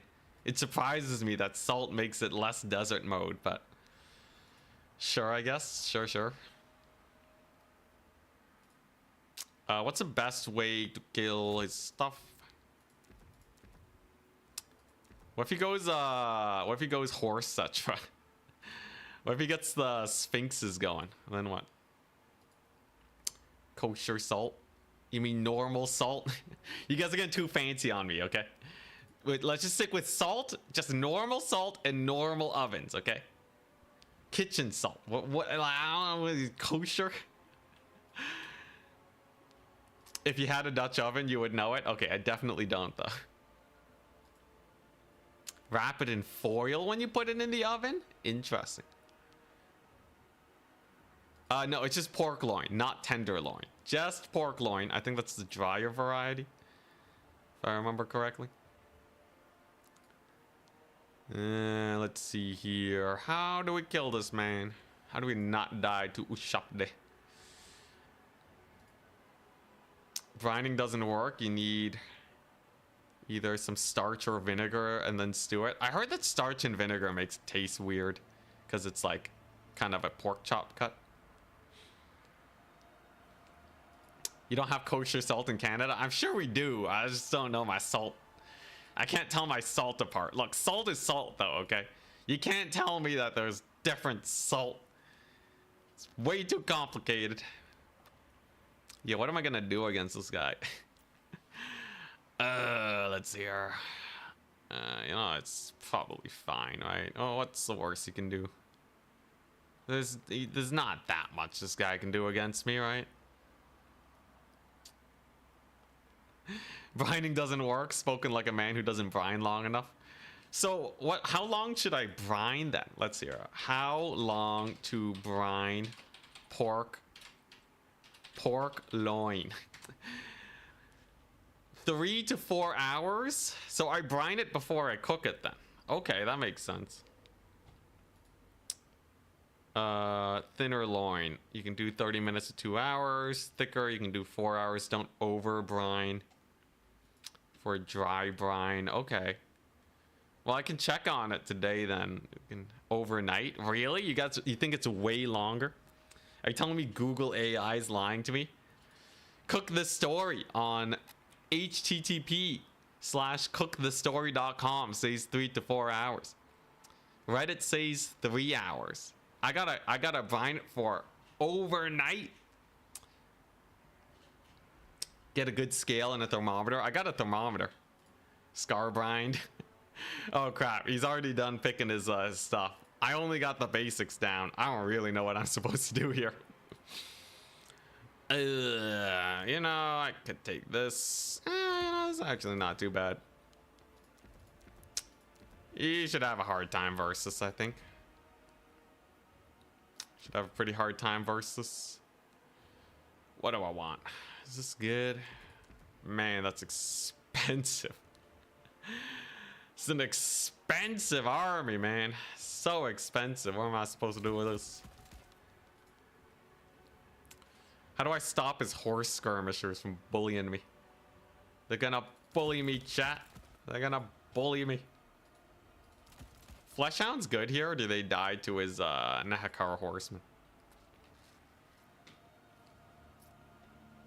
I'm sure it's fine though. What's the worst he can do? There's basically nothing you can do that would truly be terrifying, right? What do I want? I could take that. I could take this. Oh, I definitely want these. Yeah, I want at least 2 of those. All right, sure. This is a good enough build. Whatever, man. Get an air fryer, cooks everything. It's not gonna fit in the air fryer. It's too small. All right. Well, I'll try the brining. 3 to 4 hours is fine. Longer is not bad. Okay. Pretty sure 4 hours doesn't apply anymore to a freezer burned pork loin from 2024. God dang, chat. Trust me, it's gonna be delicious. All right, you wait until Monday. You're gonna see me eating this thing. All right, and it's gonna be freaking delicious. I'm gonna implement all of chat's sick plays. Speaking of sick plays, here's my minuscule army. It's honestly kind of embarrassing. But yeah, the plan is simple. Just rush them down with the Wrathmongers. What is Khorne Kite? Not this. We played it last game. This is not Khorne Kite though. I'm only gonna go Khorne Kite against factions that can actually get kited. But it means basically using your mobile range units to avoid combat while slowly whittling down their army. It's a very non-engaged type of play style, but it's good. Wrathmonger Kite, new meta. Hey, you know, I do have a bunch of mobility.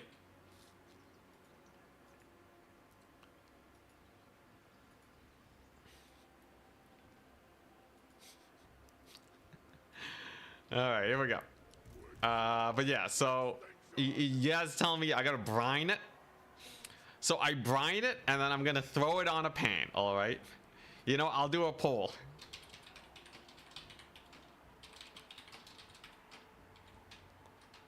Wait, what to do after brine? Throw on pan or oven wrapped with foil. You guys get to decide. You guys get to decide. Because I tried the oven before. It came out so dry, man. Okay, so what are we doing after the brine? All right, you guys get to choose. This is the most divisive thing ever. I swear I can talk politics and you guys are more united than this. Remember to include the option toss it, decay. I was raised to eat every single grain of rice in the bowl, and I am not about to waste some quality meat just because it's a little low quality. Yo, it's like dead even, man. Dude. Yo, that's crazy. Maybe I should have added stew. I feel like stew would have been a nice choice too. Sear it on pan and finish in oven. I did hear about that strat. Brine it, dry it, sear it, finish in oven. This is the both. This is the both. Look, if I put it in the oven, I'll also do that. All right, here's the match. Ark in the black. Spirit Leech Buna. He has a Cambrian War Sphinx. Okay. This guy not have Ushopti, the mad lad. Dang, it's actually pretty close. A lot of people are saying throw it on the pan.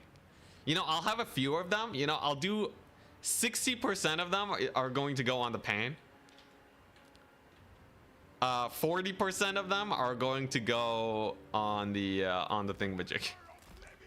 That way, fair is fair, right? I feel like that's probably the best way to go about it. And then we'll see which one comes out better. It'll be wonderful. Yeah. And if it goes in the oven, I'm gonna finish it on the pan, of course. I'm not crazy, guys. So I see no range units, which means I'm probably in the clear. Leave the good Wrathmongers in the trees, so he Bunas these guys instead. Here we come. So what's the plan? I got a mega fighter. This exalted hero is ready to tear some faces off. There's his War Sphinx. He has a Tomb Scorpion. Okay. That shouldn't really be able to do much, I think. He has a little bit of a Flankerino. Scarbrando with the big chop. Massacring his poor guy. There's the Sphinx. Can't do that much damage, right? Sphinx is caught in melee now. So I guess we just kill it. I don't know. It seems surprisingly chill so far. The fact that he's not kiting me is kind of helping me out, I must say. Tomb Scorpion's straight up dead. Tomb Scorpion's donezo. He throws down the Buna on this Wrathmonger unit. Not a big deal. I got my Minotaurs. Dude, this guy. He's destroying that Sphinx like no one's business. Impact damage on the spears, by the way. Deletes them too. All right. I guess yeah. He just didn't have any Ushopti, I guess. I guess that's the solution. You just kill everything? I don't know. It feels kind of like cheating. This feels kind of like cheating. I don't know about you guys, but this is going surprisingly better than I thought. I'm just gonna play for value instead of playing for points and such, because I don't want to get pulled apart here. That would be very bad. Ark in the Black can just get murdered now. His Cav getting murdered by Scarbrand. That should go pretty well. Kepler Guard will die to these guys. There's my Exalted, just crushing him. He has another Tomb Scorpion. I will say, very unorthodox build he has. The Minotaur charge was indeed a success. Ark in the Black has nothing on him. On this little Exalted champion here. Let's get that heal off, finally. Ooh, man. He's a fast one, this guy. Only 50 speed, but despite that, he's kind of spooky. I guess I'll get another skirmisher. All right, I'll pretend this is kiting now. Ark in the Black getting beat up. Kepler Guard going down. Sure, he might get one capture point, but I think that's all he's gonna get here. Ushopti are kind of spooky, I guess, but like, are they really that bad? What's this guy's mass looking like? Can he push through? He's kind of stuck on a tree. Come on, man. What are you doing? All right, he's just gonna have to minor misplay with him, or perhaps a sick play. What if we save him now? What if I save the man? That'd be pretty hype. He gets the capture point. Doesn't matter too much. Like I said, we're playing value here. Minotaurs in the trees to chase him down. A huge charge from the Wrathmongers. Guess I might as well just start shooting these guys with horsemen. That seems like the best order of operations. Looks like my dude over here is still stuck, but he may very well make it out alive. We'll see. The Ushopti summons are not doing too much here. His Tomb Scorpion gets rampage, so it should go down. I'm just gonna save up for a Sword of Khorne and plop it down here. What do I gotta do? Just get a bunch of kills, right? That's pretty chill. A little bit of a rear charge over here. Anyone know if Furies can kill skeleton spears at all? Is that a thing? I don't know. But he made it out. Hell yeah, the man lives. And now he just has guys fighting Wrathmongers in the trees. I have 5,000 value lead. There's no way we lose this, right? It's just over. I think triple Wrathmonger's just too good still. Well, it's not like too good. It's not like you can't beat it, but it's still kind of insane. Yeah, Wrathmongers are basically insanely strong aspiring champions. Yeah, precisely. He has Carrion. Dip. Dip out. Do Furies beat Carrion? They gotta, right? If Furies don't kill Carrion, that would be the most disappointing thing ever. I almost got my Sword of Khorne, by the by. That's pretty hype. Get him, Scarbrand. Scarbrand Chan. There we go. There's capture point. It's a pretty chill day today. It's a very chill day today, I must say. My Wrathmongers are having a dandy old time. He's reforming his ranks with his Skelly Spear so that he doesn't get charged. But I'm too maneuverable. Get charged in the flank. They still kind of braced against that fairly well. Good for them. There's nothing he can do against the Wrathmongers, though. There's a capture point. Yeah, he's out of units, right? It's going to be very hard for him to come back in a situation like this. Sure, he has a Tomb Guard Halberd, but like I got Wrathmongers. They just never die. Yeah, it's super over. Honestly, I feel like he should have gone for the full kite. I think a lot of people don't usually play kite though, so maybe that's what's doing it. But I really feel like he should have just played full kite. Kind of surprised we didn't see like a single skirmish unit. And then Scarbrand just kind of killed everything. Same with that hero. Third win of the day. Easy peasy lemon squeezy. Sword in time. I didn't even get the sword off. Yeah, Wrathmonger's got 2,000 value. They're still amazing once they get into combat. The nerfs is just his speed. So they're slightly easier to counter. But if you don't have a counter to them, you're just gonna die. And yeah, he went full melee basically. Full melee into Khorne. Crazy. The Brine Nation is undefeated. Is this multiplayer? This is multiplayer. We are 3 wins in this tournament. If I get to 6, we win the tournament. It's a Swiss tourney. So that's pretty good. Yeah, geez, Khorne is like a cakewalk so far. The hardest matchups are still going to be Empire and Bretonnia, though. Like, Khorne is really good against factions that fight. If they're just gonna kite, cycle charge with Cav and pick me apart, we're doomed. He didn't take Chosen of the Gods. The map wasn't great for Chosen of the Gods, so maybe that's why he went full melee. Excuse me.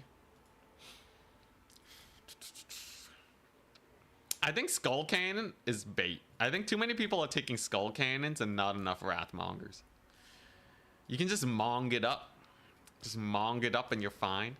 This Exalted Hero is very expensive, by the way. But he is armor piercing. And he has a potion of toughness, so he can heal. I don't know. I think I probably could have done better with, like... I probably could have done better with Karnak, let's be real. Karnak probably could have killed Ark in the Black way faster for a cheaper price. But, you know what? Screw Karnak, alright? Just screw him. I want to look at him. Bringing melee versus Khorne or Greenskins sound like a bad plan. You can out melee Greenskins, depending on the faction. Most gun factions, though, can't. Oh, the Popo are after me. It's happening. Blood Speaker, do it. Sick Blood Speaker plays. He's cool because he has a heal. That's basically it. You can take him on foot. Even. It's a percentile heal, 10% HP. Has 3 uses, so he can heal 30%. Is it worth it, though? You kind of need your Lord as Khorne. Without your Lords, you don't really have good single entities. The Demon Prince. You want Red Olgor? 1900 worth of nothing. He can get a speed boost. He has a janky Foe Seeker. Death the Bringer. It's pretty garbage. It's pretty garbage. Why not just bring Valkia? Why not just bring Valkia? Isn't Valkia like better than him? It's like less HP. No terror, I guess. I guess he causes terror. So why not bring Scarbrand?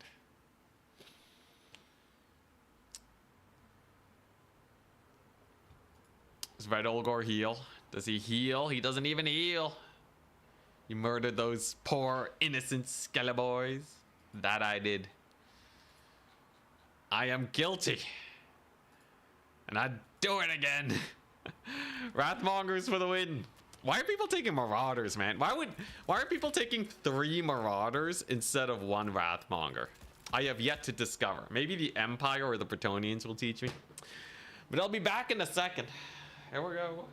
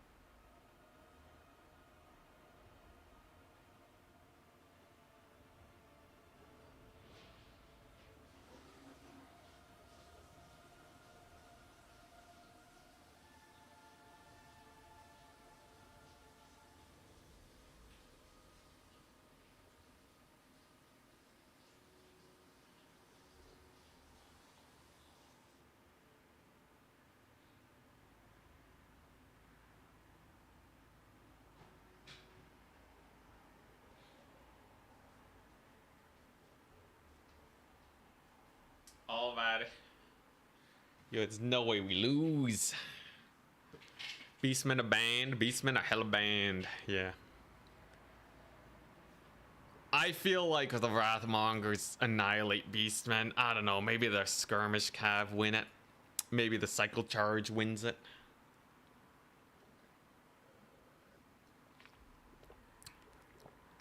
Yeah, so I'm cooking pork. It's pork loin. I'll give you the details.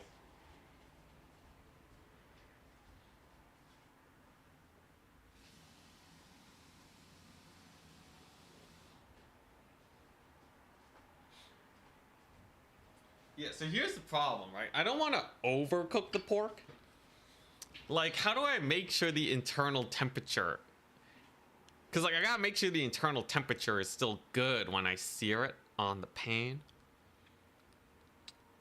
But then, like, it's gonna overcook. How does carryover cooking work? Pork loin. How much carry over? It's pork loin cuts, right? It's like 5 to 10 degrees. So, like, you're cooking spoiled meat. It's not spoiled. It's just gonna be a bit dry, man. Protein's protein. Thermometer. But, like, it's just gonna keep going up. That's the problem. How do I stop? I can't stop it from going up. I have a meat I can set it. Do I just set it like 5 degrees lower than the temperature I want it at? Is that how it works? Searing won't overcook it. You sear it on the pan, then throw it in the oven. I heard that putting it in the pan after the oven is the better strat. Does it even matter? I don't know, man. Yeah, how much salt do I need to do this brining action? How much salt for brine? 1 tablespoon for every cup of water. Okay. Check out how to make an easy, juicy pork loin. I looked it up. I looked it up. Okay, 4 to 5 degrees Celsius before the temperature I want. Okay. Should be fine. Should be fine. Yo, this is gonna be the best pork loin ever, guys, okay? Literally, you can't make better pork loin than this. I have the power of chat behind me. Backseated. It would be so jokes to do a cooking stream one day. Where it's just chat backseats my cooking. It'd be so good. It'd be so good. You get to watch my sick knife skills. Oh my gosh. You can use the tears of your enemies for brine. They are pretty salty sometimes. do it. I have to set up a whole camera and all that. It's janky. Maybe one day. Once I get into like big streamer mode, once big and rich,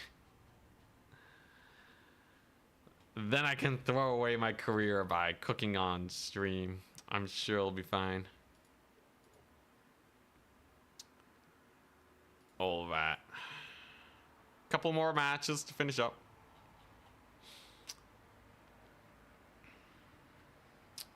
Chat would find the only way to make incredible pork. Weird variety channel. Total War, XCOM, and cooking, but no more time. Oh boy. Yeah, the cooking though. The cooking's gonna be great.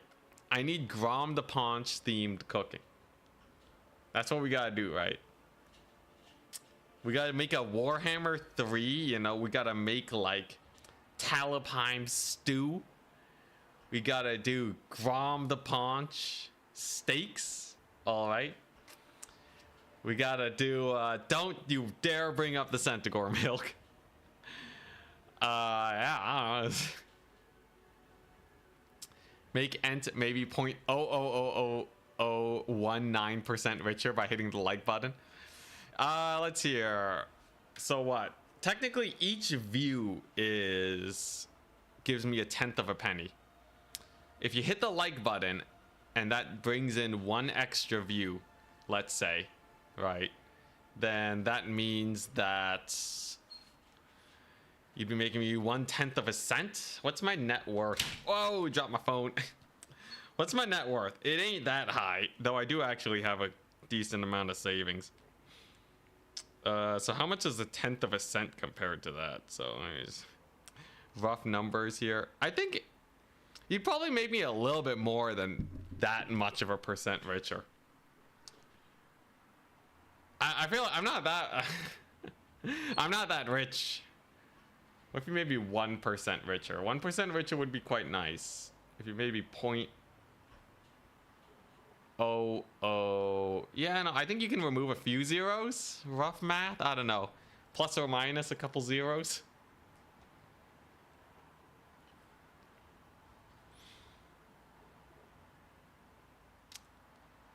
What's this? Have you tried surströmming? Oh yeah, I was messaged about it earlier. Surströmming, or whatever you call it, is like $70 here to order. It's kind of expensive, and it's just pickled fish that's like on the verge of going bad, man. It's just like fermented fish, which, like, you know, I eat a lot, but it's so expensive. If it was cheap, you know, I could eat it. Like, I've eaten some weird stuff in my life. I was raised by raised in a Vietnamese household. All right, I've had bird nest soup. I've had 1,000-year-old egg. That one's not too exotic, but you know, I've seen pig feet at the supermarket, Asian supermarket. They got that.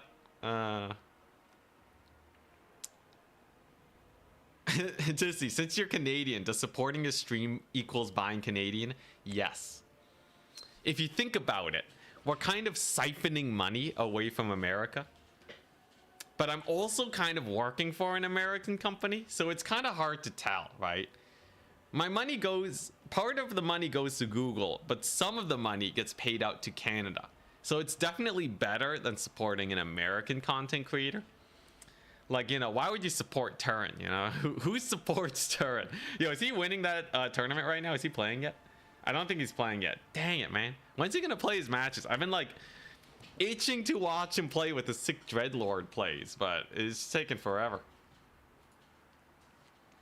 Do Vietnamese eat chicken feet? Yes. Chicken feet is not even that exotic. The whole Vietnamese eating dog is more exotic. Though apparently, I do have a dog story where, like, I had some family members in Vietnam way back. I think it was like a cousin of my mom's or something. They had a dog that got like really sickly. It went outside and it never came back. And they're like, God dang, dog markets got it. But like, my family doesn't eat dog though. We don't eat dog. Chicken feet though is on the table. I have seen my fair share of chicken heads, chicken throat, You know, blood pudding. This blood pudding, that was classic. How much you actually get of, say, a $10 tip? Let me double check. Does YouTube take a cut of donations? YouTube, out of super chats and super thanks, YouTube takes about 30%. If you want to make it so that I get the most percentage of your donations possible, the best way is through Patreon, which I have in the description. But I don't really know how to reward you guys through Patreon. In fact, most of the Patreon donors kind of go under the radar, sadly. I still have to figure out a way to work that out, but honestly, the super chats work well enough for me. But yeah, it's about 30%. Such is life, though. YouTube kind of let me stream for free, which is kind of a sick deal.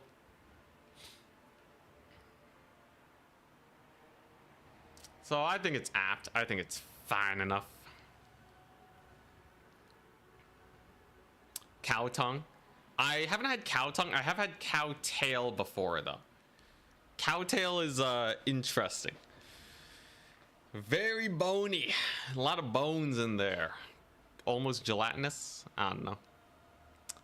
Patreon equals access to your cooking. All this sounds like normal food for Caribbean or Filipino or Thai food. Oh, yeah, it's close enough area, right? Oh, hell yeah, next round started. Hell yeah, let's go. What do we got? Cowtail soup is the best. Oh, I got up against B6. I can't talk today. What's going on? Yo, yo. Last time we went super single entity cheese chaos dwarves against him and he got annihilated. This time around, I assume he's going to be going for... What's he playing? Skaven! Let's go! We got Skaven. Hell yeah. Can I kite Skaven? Is that a... Is that a thing? Maybe I can kite Skaven, you know? Maybe there's like a 6 Skaven kite. What would be a Skaven kite build? Will this build actually kite? I don't know, maybe. Skaven can't be that hard to kite, right? Usually they go pretty wide. What's your job, IRL? Streaming full time. It actually is. Unfortunately, my pay is slightly under the minimum wage of Canada. I am very frugal, though. So I split the apartment rent. I don't own a car. I pay very little for food. And I don't go out often. So, and also I don't get taxed. I don't get taxed, which is pretty nice. So despite making, I don't know, currently it seems like, what, I might make 25K this year if this keeps up on average. Let's say like rough 25K. It's enough. The hope is, though, is that I can make a little bit more in the future. Really, the only reason that I'm not worried about my financial future is because I have investments. I used to do software dev, lived at home, put all the money in investments, and that was growing until recently. Let's just say the stock markets aren't looking the best right now for your buoyancy. But I'm sure it'll be back in no time. All right, it'll be totally fine. What percent cut does OnlyFans take? Oh my gosh, I don't know, but I'm not doing a OnlyFans. Not until I hit 100,000. Then I'll do an OnlyFans where I show sick Warhammer builds. Did you invest in meme coins? No, I just did the bare bones, you know, mutual funds. Don't think about it too hard. I don't care if you guys are like sick investors and you know how to make more money than your typical mutual fund, but I don't have that much money. I don't have enough money where it actually matters precisely where I put my investments. As long as it's invested somewhere, it's fine. Get some pork chop on me, bro. Thank you. Asmid Entertainment, thank you so much for the £5. Holy crap, that does help a lot. I will get some pork chops. I'll go to my local grocery store and then I'll put it in the freezer for 1 year. Thank you very much, though. What, you banned Gates of Urkund? Okay. Let's see. He's Skaven. Edge of the Darkwood is a massive map. Let's play Darkwood. All right, here we go. Thank you very much. But yeah, as much as I talk about money, this is not like a pity situation. Yeah, Ekrund. My bad, Ekrund. But yeah, this is not a pity situation. I am actually very financially stable right now. If you are financially unstable, don't donate to me. I will only accept donations from people who are more stable than myself. Craftier, you overslept? No, Craftier. I hope you had a good rest, though. The market is great for buyers right now. Yeah, it makes me wish I still had a comp sci job. If I still had a comp sci job, I would be slamming money into that so hard right now. But I don't. Hey, at least I don't have to withdraw money from my savings. That's a big plus. Anyways, typical streamer shenanigans. The thing is, though, if I had viewership like, let's say, Turin, right? Rough approximation. Let's say I was making 25K a year with no sponsors. If I had viewership like Turin, so let's say 3x my income, that brings me up from 25K to 75K. With sponsors, because we do sponsors on this channel, the typical rate that the typical rate that you would expect, like income from sponsors, is about, it should be 50% of your income once you really get everything set up and rolling, which means potentially I should be able to make 6 figures if I get to like 1,000 viewers. It would be sick. Currently, though, we're working on it. We need Warhammer Total War 40K to come out, and then I'll be good. Anyways, the good thing is I'm not going anywhere. As far as it matters to you guys, that's what we're looking at. Now, what are we doing? What are we doing here? I want to kite Skaven. All right, that's the janky play. Karanak against Ikit Claw, so he can't hit me with the spell casting. Is that a thing? Karnak does have that spell resist, so he shouldn't die as hard. Is this an Arbol game? Arbol also has a million spell resist. Kind of hype, right? The day you make an ad for Raid Shadow Legends or whatever it's called, I'm out. Raid Shadow Legends, they did contact me before. I gave them a number and it was too high. Look, I'll totally sell my soul if they're willing to fund the next, like, the next year of Warhammer content. But the price is very high. I don't think they're gonna dish out. I don't think we'll have I don't think we have numbers that overlap anymore. All you need is more time. Yo, if my Patreon gets high enough where I don't have to worry financially anymore about taking sponsors, I'll totally do it. But that, we've yet to see which path we end up taking. Let's see here. Okay, so I have that ability. I have this guy. What other abilities do I really want? This is okay. Sure, why not? But yeah, it's kind of just like, it's kind of, you just gotta do what you gotta do as a content creator most of the time. Let's see, what do I want? I guess I do take these guys.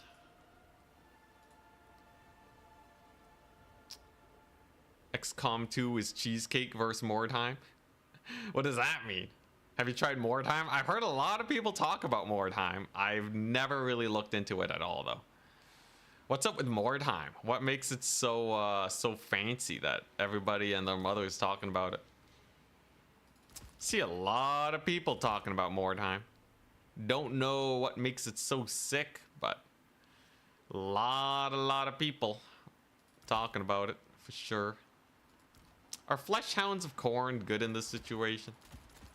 They gotta be in the not bad category, right? Gotta be. They gotta be. We're on Edge of the Darkwood against Falling Stars Skaven. It's round 4. It's experimental build. We'll see if it works. It's a fun game. It's just Warhammer Fantasy turn-based strategy. Oh, hell yeah. Probably won't be playing it, though. I already want to play Warcraft 3. We have the XCOM going. Steal the neighbor's Wi-Fi. Take Starbucks napkins. I ain't that poor. Garrick, alright. Alright, I'm frugal. Most of the cost savings is taking the bus everywhere.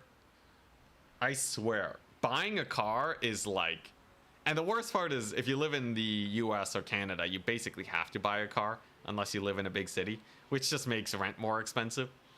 But like straight up, if you own a car, that's like $1,000 a month that could potentially be going into it between insurance and gas and maintenance. You're paying like $1,000 a month, depending on your situation. That's crazy, man. That's $12,000 a year down the drain. What the crap? I hope you don't play other games from the Warhammer universe. A lot of them aren't as high quality as Total War. I've seen them. I'm with you there. I don't have a car either. Yeah. Being able to not have to drive is premium goodness. A car is definitely not $1,000 a month. It depends on your situation. You can definitely go lower, but if you include like the overall cost of the car, lifespan wise, it's up to that much. I agree though. You can definitely get it down to like 500, let's say. But yeah, it's still gonna be pretty expensive. Let's say you do like regular car payments. I think 500 at least is not completely unreasonable to say, which is still a lot. 500 to 1,000 depending on situation. Some people have to drive a lot further. That means a lot more maintenance. It depends. Can't compare XCOM to Mordheim. All right. It seems like people who enjoy XCOM enjoy Mordheim though. Also remember, this is Canadian, not USD. Very big difference. I did finally bring Karnak. You guys have been begging for the Karnak. Actually, not really. But you guys have been mentioning Karnak, so I'm taking him pretty decked out. He has his doggo summon. He has Prey of the Blood God. So if I gotta snipe Ikiclaw, I can. Spell resistance 50% on both of these guys is amazing. He will still kill them if I let him just spam flincings on me though, so I gotta be careful. Gotta be a little careful. Vanguarding should be nice though. I think it's because they enjoy strategy games. Makes sense. You went wide. Let's see how this goes. You better not use this money to get a car. Thank you very much, Garrick. I will not use it to get a car. And remember, I only talk about money because I think it's really interesting to talk about. Figuring out finances as a YouTuber. It is never pity talk, alright? We'll be clear about that one. If I ever really need money, I'll get a part-time job at like, you know, I'll do like some freelance software dev and I'll be fine. All right. Turns next up on the tourney. Dang it, and we're still playing this one. What do we got? It's a Slinger Max. 5, 5, 5. 2, 4. He doesn't have much in the way of skirmishers. That's good. Get a helicopter drone instead. Oh, hell yeah. All right, here we go. So there's the capture point. I can start stealing this bad boy. Then I'm just gonna shoot him up. We're just gonna shoot him up with our little artillery pieces. He shouldn't be able to deal with the chariot based on what I'm seeing right now. He doesn't have that much. He does have a mutant rat ogre. So he does have a little bit in the way of single entity fightiness. You can see I brought a Chaos Knight because I was feeling spicy today. Don't know how well it'll actually do, but we'll see. Should be able to stall his capture here pretty well. Don't want to get flincinged early though, because that's just going to generate value for him. That's a bad idea all around. Yeah, we're just gonna kite him up. Skaven's pretty weak to kite anyways, right? Look at that. A little bit of a shot over there. Clan Rat spears. Unshielded, so pretty killable. I'm just gonna play value, right? We're just gonna hard value him. He's gone for an ultra wide formation. Not a lot in the way of rat ogres or anything. So that's gonna hurt him pretty bad, I think. That's a wondrous shot that we just got over there. Looks like the value trading's going pretty well for us. And then I'm just gonna go for Chaos Knights. That's definitely the risky pick of the day. Don't know how well Chaos Knights will actually do, but maybe if I babysit them, it'll be fine. His slingers are having a bit of a bad day here. There's the Icket Claw, though. Gotta be real wary. Chaos Knights should be decent. A little bit of Frenzy Knight action. What is he doing? What is that? He's gonna shoot Karnak with a little laser bolt. Okay, just a flancing. Totally fine by me. Let's get our chariots out of that pickle. All right. Get a little bit of a charge here. And just keep blasting them, right? We have time. We have time because I have capture points. Losing the chariots, though, is definitely a big oopsie-doopsies play. I should not be losing my chariots so easily. They're a unit that can generate so much value against infantry. If they just die, it's just a huge waste. So far, not too much damage. I can maybe hunt Icket Claw now. I don't know. I have a lot of skirms here. Got more doggos coming on in. That's pretty nice. Karnak. Oh, gotta be careful. That's a mutant rat ogre. Don't want to tussle with that bad boy. That's definitely a bad idea for sure. I guess we're in the trees now. Karnak, can he tussle with the mutant rat ogre? I don't know. I guess we'll see. We'll let him tussle then. Let them tussle. How's my boy doing? He's doing okay. Karnak's tussling fairly fine, I'd say. Maybe if I get a summon on him, that'd be nice. Yeah, you know, Arball's doing pretty good for himself too.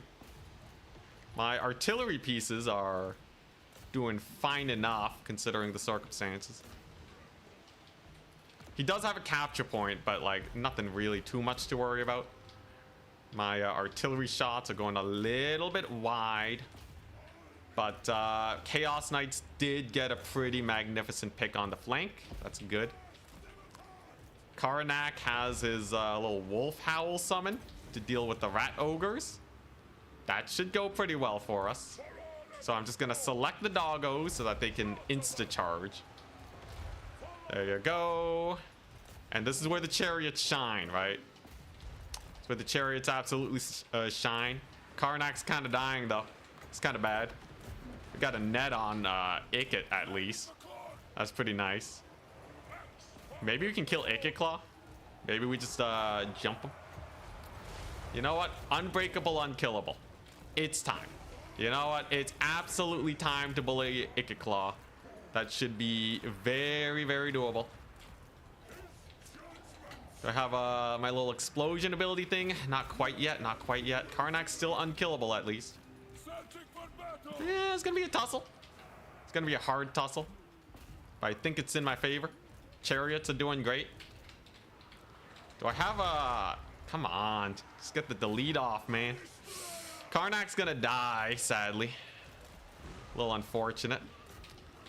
But I got a little bit of damage on Icket Claw. Doesn't get most of his abilities off, though. It's a toss-up on how I feel about that. Big old toss-up. We'll see. Micro on the far side is kind of going every which way, too. But I finally have the Wrathmongers. Wrathmongers should be good. There's, here, you know what? Sure, why not? Just get the thingy-majigs up. Get the spawn going. Alright, we got a solid amount of routes. Trading-wise, not too bad. Arball's taking a little bit of heat, but he's mostly fine. And I got my Chaos Knights over here. Got like my little motorbike. The Wrathmongers should do pretty good. Overall, questionable. Overall, questionable situation, right? There's a lot of fighting and trading going on. I'm really hungry right now. Like absurdly hungry, but whatever. I got a Sword of Khorne here. That should just delete these guys. The Wrathmonger should be especially good. Doggos against the Doomflayers, though. We'll see how that one pans out. Oh, Poison Wind Globadiers. What the crap? Okay, well, I definitely want to chase them off. So we'll just, yeah, we'll just jump them. Sword of Khorne did great. Chaos Knights are, yeah, they're doing okay. How my Chariot's doing? Chariot should just chase stuff off. He has had a capture on me for a long time. He has had a lot of captures, but as long as Arbol doesn't just like surprise die out of nowhere, I think we're still good. There you go. My super elite infantry should be getting in there soon. And then I just start spamming dogs, right? We just start spamming dogs. He doesn't really have too much to counter them. The Chariots are still alive. Marvelous. Arbol versus Ikiclaw. What a match. There's his flensing. Very painful. Yeah, I think I just want to pull back, right? Let the flensing cook. It'll take a little while. Chased off most of his dudes. And then the middle point shall be mine to retake, I think. Doesn't have a lot to defend his slingers. Most of his summons are actually in this fight over here. So as long as, yeah, we can mop the floor with these guys, I think we are in an okay position. It's kind of sus though, right? It's kind of sus. Like, especially with Arbol so low, he's probably gonna have to pull back, run for his life, heal up. There's his Storm Vermin. You know, skirmishers are not the worst here. Where are my dogs at? Where are the dogs? Yeah, Arbol's just gonna pack it up. Arbol's basically just gonna retire now. He's got nothing else to do. He's just gotta play it safe. Because if he dies, I start falling very far behind. We don't want that here. We definitely do not want to just start slipping in the value trading. So Arbol's just gonna play it safe. He's just gonna hang out miles away and we'll be goodies. I have another Sword of Khorne on his Storm Vermin Halberds. So they are essentially dead. Sword of Khorne, pretty nice ability. Deletes them like no one's business. Hell yeah. So they should just rout. They're just gone. A little bit of friendly fire action going on there. We'll get our doggos back. Yeah, this wasn't too bad. This was entirely manageable, I'd say. You know what? Yeah, let's make them unbreakable so they can definitely just finish off these darn Skaven units before they cause too many issues. Wrathmongers are amazing. Arbol is miles away. Arbol doesn't want to fight anymore. You know, he's unbeatable because he's never lost a fight because he always runs away before dying, I guess. And what does he have left? He doesn't really have anything to kill the Wrathmongers. The Wrathmongers were really good. You know, in general, the kite play worked out pretty well for us. For his army was just so wide. Extremely wide Skaven can have a hard time versus the mobility, it seems. There go the slingers, hell yeah. Points are captured, double hell yeah. This artillery piece can fire into those clan rats, I guess. This one to chase them off, and then I think we're basically fine. Wrathmongers are amazing. You can't really go wrong with Wrathmongers. Do I get a second Wrathmonger? Maybe he'll have flayers to shut them down. I don't know. I'll summon Karnak back because he can just kill Ikiclaw. That just seems like the better play. So not defeated. Yeah, absolutely. This is not defeat. It is simply a tactical retreat. While the rest of his army wins the battle. Alright, there you go. These cannons are pretty good for handling this situation. That one Wrathmonger is just going to be a pain in the butt for the rest of the game. And I have so many army abilities. It's for each enemy entity killed, which is why it's been building up so quickly. Yo, Skaven is just like, they just feed army abilities. They really do. Nice, another shot off over there. A little bit of killing over there. Claw looking like he should go down very soon. Karnak's on the hunt. Oh, that's a pretty good shot. But yeah, he knows it's over. Hell yeah. So looks like we can beat Skaven. So that's a guaranteed semifinals for me. We beat him with the kite. The Khorne Kite too. It's pretty nice. Must fight back the chaos corruption. Hey, they paid for themselves. Almost on the dot too. Skirmishers did great as expected. He didn't really have much for them. And my single entities were really good at outdueling him. It was a good call going for the 50% spell resist. Though they didn't do that much in the end. It was still decent enough. You know, we killed the mutant rat ogre. What faction is next? I don't know. What do you guys want me to do next? You know, Asmid just donated. Asmid, you have a faction that you want to see me play? I've basically played them all, so I can set it up for Monday if you're interested. Arbal ate so much flensing. Yeah, flensing's really brutal. But if you don't have enough rat ogres, you get bullied by Cav. Chaos Knights actually did okay. They weren't amazing. Like light skirmish Cav would have been great, but Chaos Knights did well enough. Wait 1 second, I need sustenance.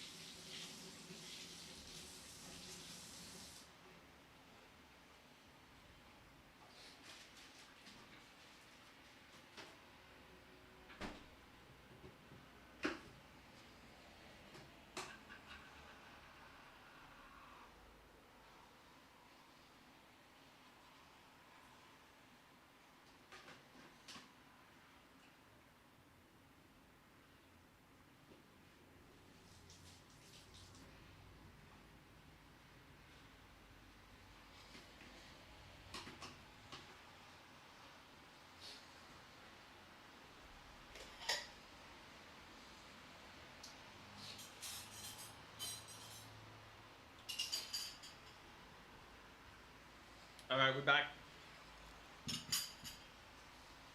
Semifinals, here we go.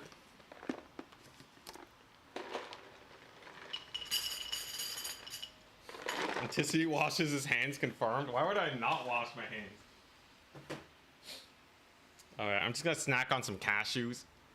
I'm gonna eat a real meal when we're done streaming.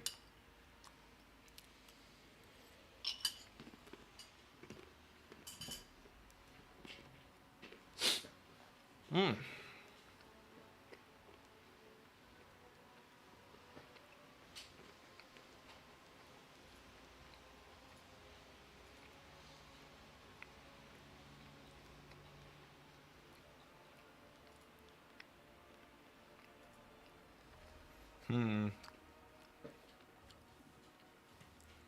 Looks like top 4. Me, Charix, B6, and Zone.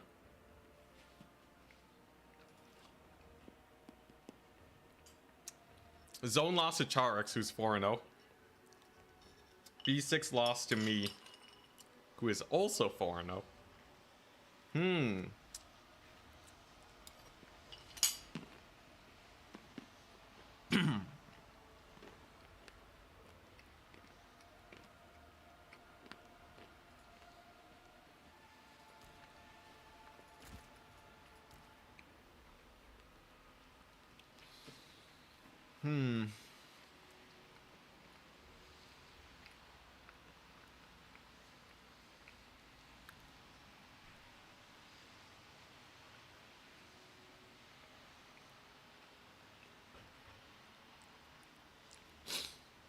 You'll get it one day, Corruptor. When they buff Cathay. Bloodspeaker as a hero, I think might make him too much. If just a heal spammer. I don't know if I like that.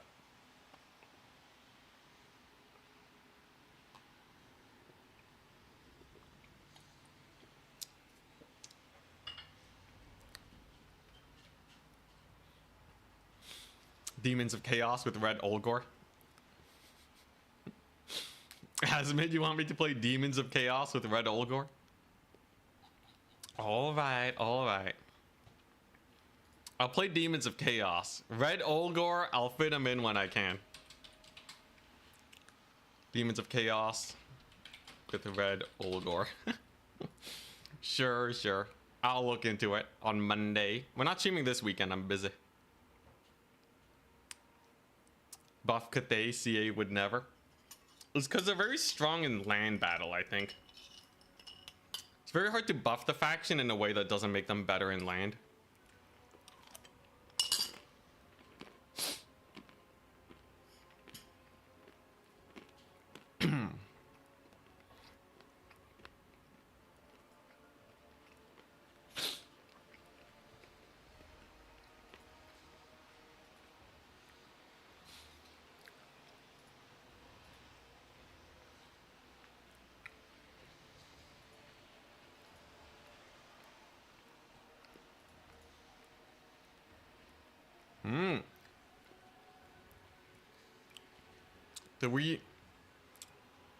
Three-way tie for the semifinals. Who even cares about land battle? A lot of people care about land battle. It's Human Boy that's just championing it. There's a lot of good players that play exclusively land. Also, by the way, you know Blood Sacrifice is negated by spell resist, the damage on it.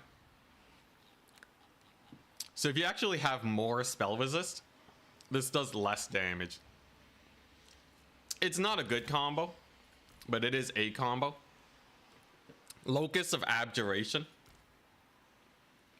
plus Blood Sacrifice is a net heal by a lot, because you're resisting like almost 100% of the spell damage. It's not worth. Don't do it. But it was tested and it does work. At least last time I checked.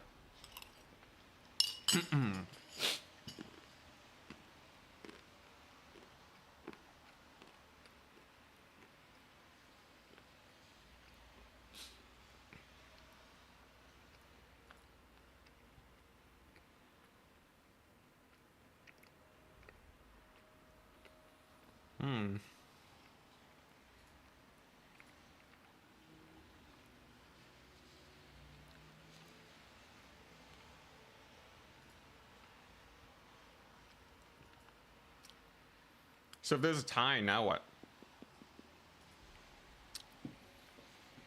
Jacker's Skins 55. What's their thing looking like?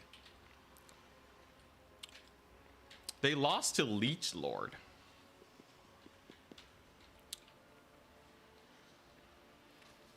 It's really weird that their opponent points are so high then. Because Leech Lord only has 3 wins too. Maybe if I refresh. It's kind of strange. Yeah, somehow they have 9 opponent points, huh? How does that happen? Eating ice? No, I'm eating cashews. Could they need some Vanguard AP infantry, man? Yeah, any like any high DPS, you know, fast infantry, like basically a ranger unit or like a flagellant, and Cathay would be so much better. Should they only have one multiplayer game mode next game so it's easier to balance? I think they should pick one game mode to balance.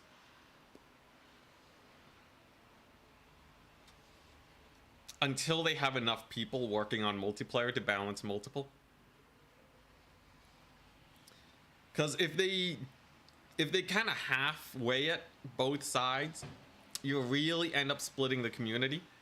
And the community's a little bit too small for that. Like, you know, I wouldn't mind if, like, in 40k, let's say, Warhammer Total War 40k, they don't have domination, it's just a well-balanced conquest mode. That would be fine. Just no community splitting, please.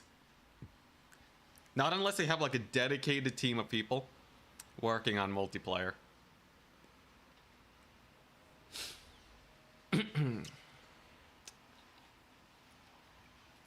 Yo, if I face Skaven again, what should I do? Should I just go full Wrathmonger push? Full Wrathmonger's pretty jokes. Hellforge Bellows, pretty jokes. Wrathmongers should be able... I don't know, Skaven are kind of fast. This guy's a 40 speed fast, though. I don't know how a full Wrathmonger push into the Skaven lines would actually play out. Do Poison Wind Globadiers kill them? Do I need single entities? Like, should I go like Scarbrand Wrathmonger? Should I just kite them again? I feel like kiting them again is not bad. Like, quad Marauder Horseman can really bully a super wide Skaven line.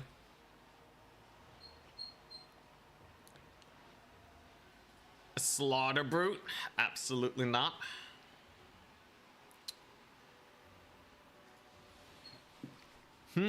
What's the best way to bully a wide Skaven line? I do have my Cav, but they're really expensive. I think with perfect Chariot Micro, I could probably get the job done. But we're talking some hella perfect Chariot Micro. Alternative is single entities. Like this guy on a Blood Throne is not too bad. Locust of Abjuration means that he's not gonna die to flinching. So like you could just go like double Blood Reaper as just some like nasty single entities that you're never gonna hit with slingers. I do think the Furies are underrated. The Furies are really good, but you can't throw them around willy-nilly.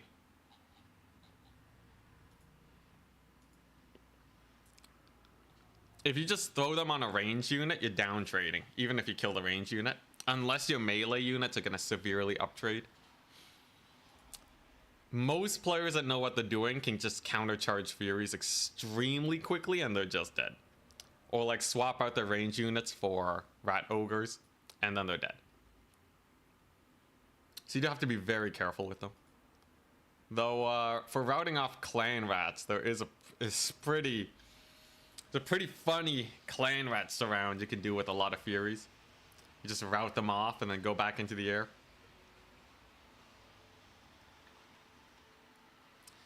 You keep saying kite, but whenever I look at your kiting, it's just smashing them in melee, but faster. It's kind of kite. We got Marauder Horsemen, man. Sure, I send them into melee, but the skirmish potential, it's huge. Also, yeah, a lot of people do run Furies. I think they're rated. I think they're about at the place where people think Furies should be. Is the Gorgon any good? Yes, but it does get shot a lot. So, maybe not that good, kind of expensive.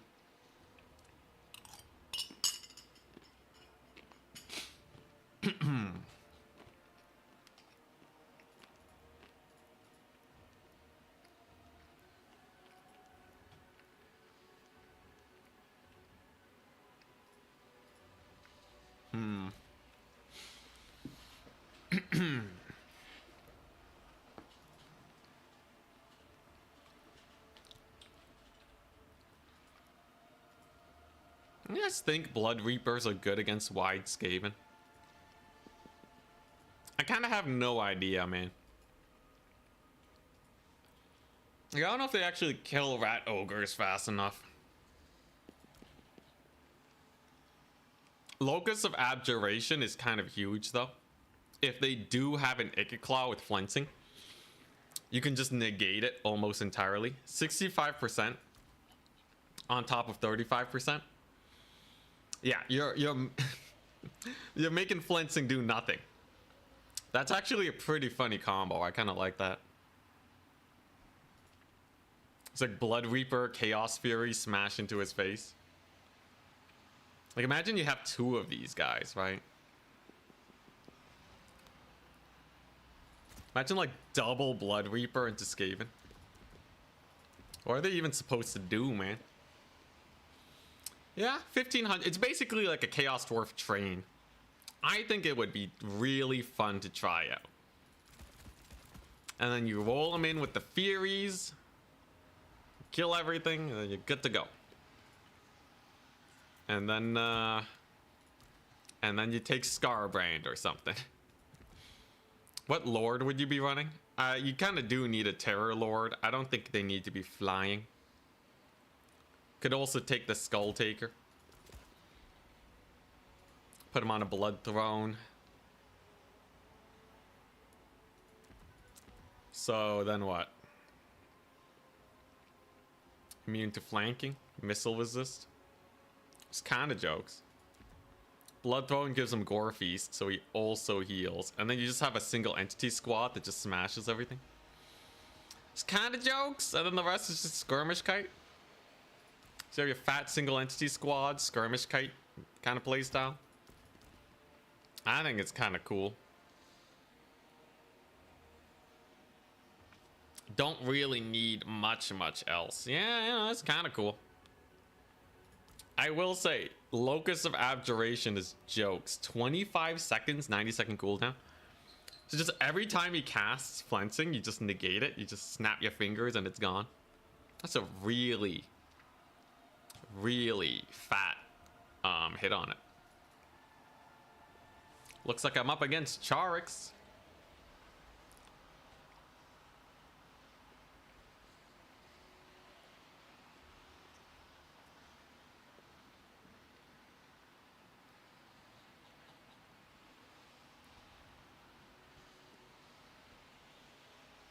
All right, looks like Zone did not make it. He had to roll the dice.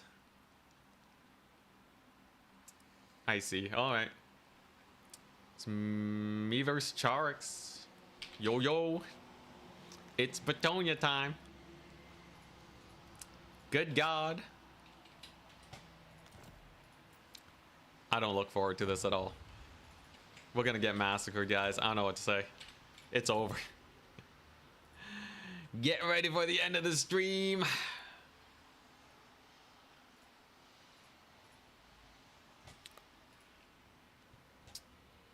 So he's banning the first map. How's it going with Khorne? Very well. We're 4-0. Crushing it so far. But I'm up against Charix now. He's a spooky player. So how do you not die to, excuse me, Alberic? What is the stratagem to not die to Alberic?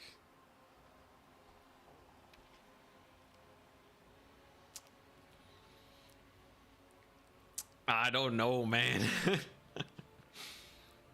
Yeah, Charix's Lord Micro is real good. He banned Celestial Lake. Could play Road to Talabheim. It's not a terrible map. Play Altar of the Champion. Let's play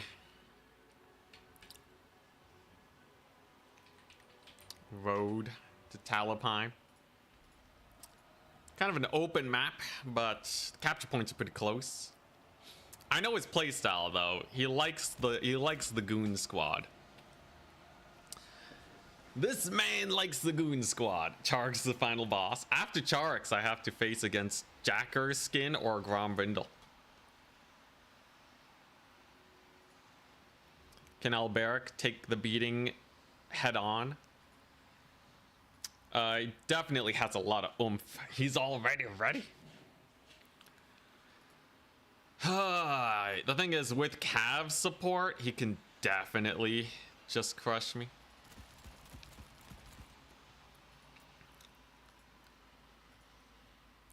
Yeah, Cav support's gonna ruin me for sure. So I just gotta play real careful then. Yeah, he's ready. Oh, Nelly.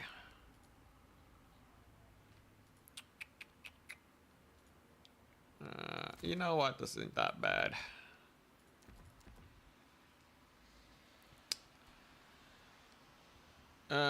God. Okay, at least Green Knight is much less effective here. That's definitely a plus.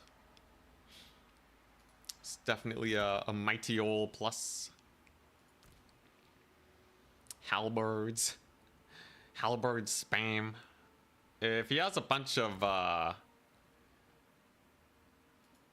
archers, though, I think he just kills them.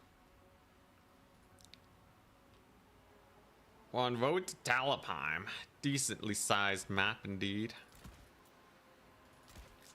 Money spending wise, it's a little awkward. How do I do this? This is not good, man. This ain't good. He's just gonna murder me.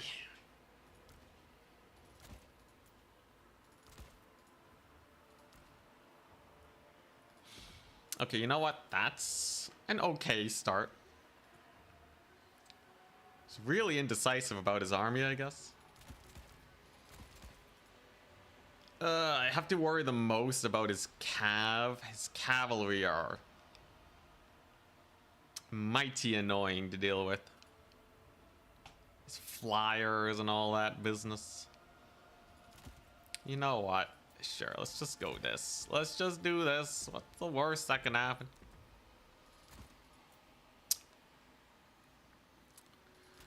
Oh, Nelly. Kind of hard to spend money as Khorne. Kind of hard to find that perfect spend. Where is it at? Khorne was built for this matchup. Khorne is better than most in this matchup. But I wouldn't say that it's the most comfy, because Charx is really good at sniping lords. And there's a very high chance that your lord is just gonna die. And then what? And then what are you supposed to do? You got nothing. Okay, nice. My spending is looking a lot better now, at least. So I probably want a couple of these. And then... God. How do I fight his cav, man? His cavalry gonna suck.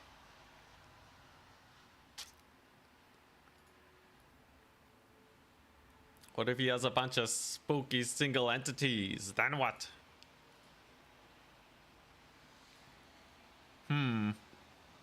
Do I have an answer to his archers? I guess? Charx is a really good player, though.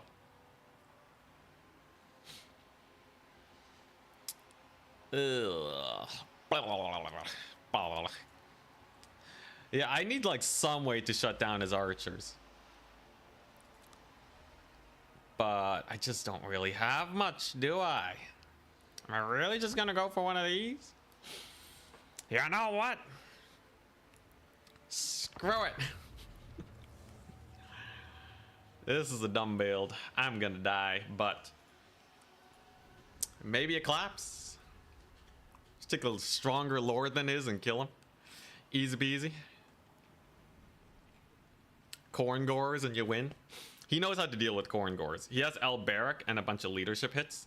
I brought the spicy play and I brought Kite. No Furies, no Dogs, because his cavalry delete Furies and Dogs. They uptrade like no tomorrow. So I just brought the only units that aren't going to downtrade. Are you ready, guys? Are you ready for the sick plays? I'm ready for the sick plays. I'm ready for this to be the last game of the day today. Charix is a really nice player. If there's one person I don't get overconfident against, it's usually Charix. But it also unlocks my secret ability of playing slightly better. You seeing this army, people? So here's the general idea. I know you guys are gonna think I'm insane. What if I just don't bring infantry? Because he's gonna deal with infantry. He has a million ways to deal with infantry. What if I just don't? Because if I don't, what's he gonna do? Right? His Cav can't deal with most of this. I got the cannon to shoot up his archers. We got Scarbrand with the rampage for his flyers. This should be unkillable. You're insane. No, trust in the process until he finally lost it. Trust me, he knows how to beat halberds. Khorne Gores are just gonna get terror outed. Okay, Khorne Gores are absolutely not gonna cook against a guy like Charix. It's just not gonna work. So he's gonna bring in the yeomen. Couple melee dudes, totally fine. I have my artillery piece to ward him off and more skirmishers, okay? So, rough idea here. Blast him with the artillery. And we're just gonna play super duper careful. Shot number 1 lands exquisitely well too. Just gonna get our little dodge over there. I am quite good at dodging, having played Warhammer 2 like no tomorrow. Whoop. I just have to micro well, right? As long as you micro well, it's not too bad. There you go. It's all about mitigating damage. We're already slightly in the lead too. With the little hell cannon pew pews. Look at that, a little bit of heat. Oh, is he really gonna commit Alberic here? There's no way he decides to go for that fight. That'd be crazy. Be crazy, man. You don't want to fight that. You don't want to fight it. What the crap? Okay, he's fighting it. He's straight up fighting it. Skirmishers abound, I guess. There's the heal. Dude, Scarbrand's clapping him. Yo, he has his cav coming in though. So he got pulled back over there. There's his cavalry. My Minotaurs are extremely out of position, mind you. Oh wait, he's sending his guys in. Okay, that's not too bad. Okay, Scarbrand just has to make his grand escape now, and I think we're okay. He sent his skirmishers in. The rampage makes it so he can't target fire Scarbrand, which is generally a very good thing for us. Minotaurs just gotta pile on in. There's his big old wind spell. There's not really too much we can do about that one. All right, well, we got a route on his yeoman archers. I just needed my Minotaurs to get in here and we'll be okay. Scarbrando is gonna get very low indeed, but he's gonna live. He's gonna live. He's gonna have a great life. And his super elite cav are going to get sandwiched. There you go. Nice little sandwich over there. Value trading wise, I know it looks kind of sus, but you know, Scarbrand's doing pretty well against his cav. Hell yeah.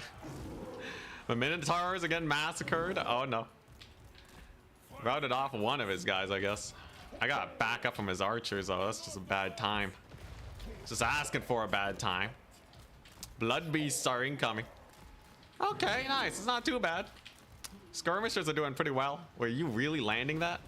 You really want to land that? Holy crap, he landed that? He lands on that? Dude, you're crazy, man. He straight up landed on Scarbrand. That's a lot of damage. That's a lot of damage I just took there. All right, well, Alberic is a little down for the count now. So he can't really participate in the grind much more without it getting a little sus. Gets a solid charge on Scarbrando, though. He's out for blood, man. This guy's absolutely out for blood, but we have our rampage. Scarbrand blitzes directly into the poor guy. Gets the charge off. Screw it. Get the melee attack going. Knock down his caster.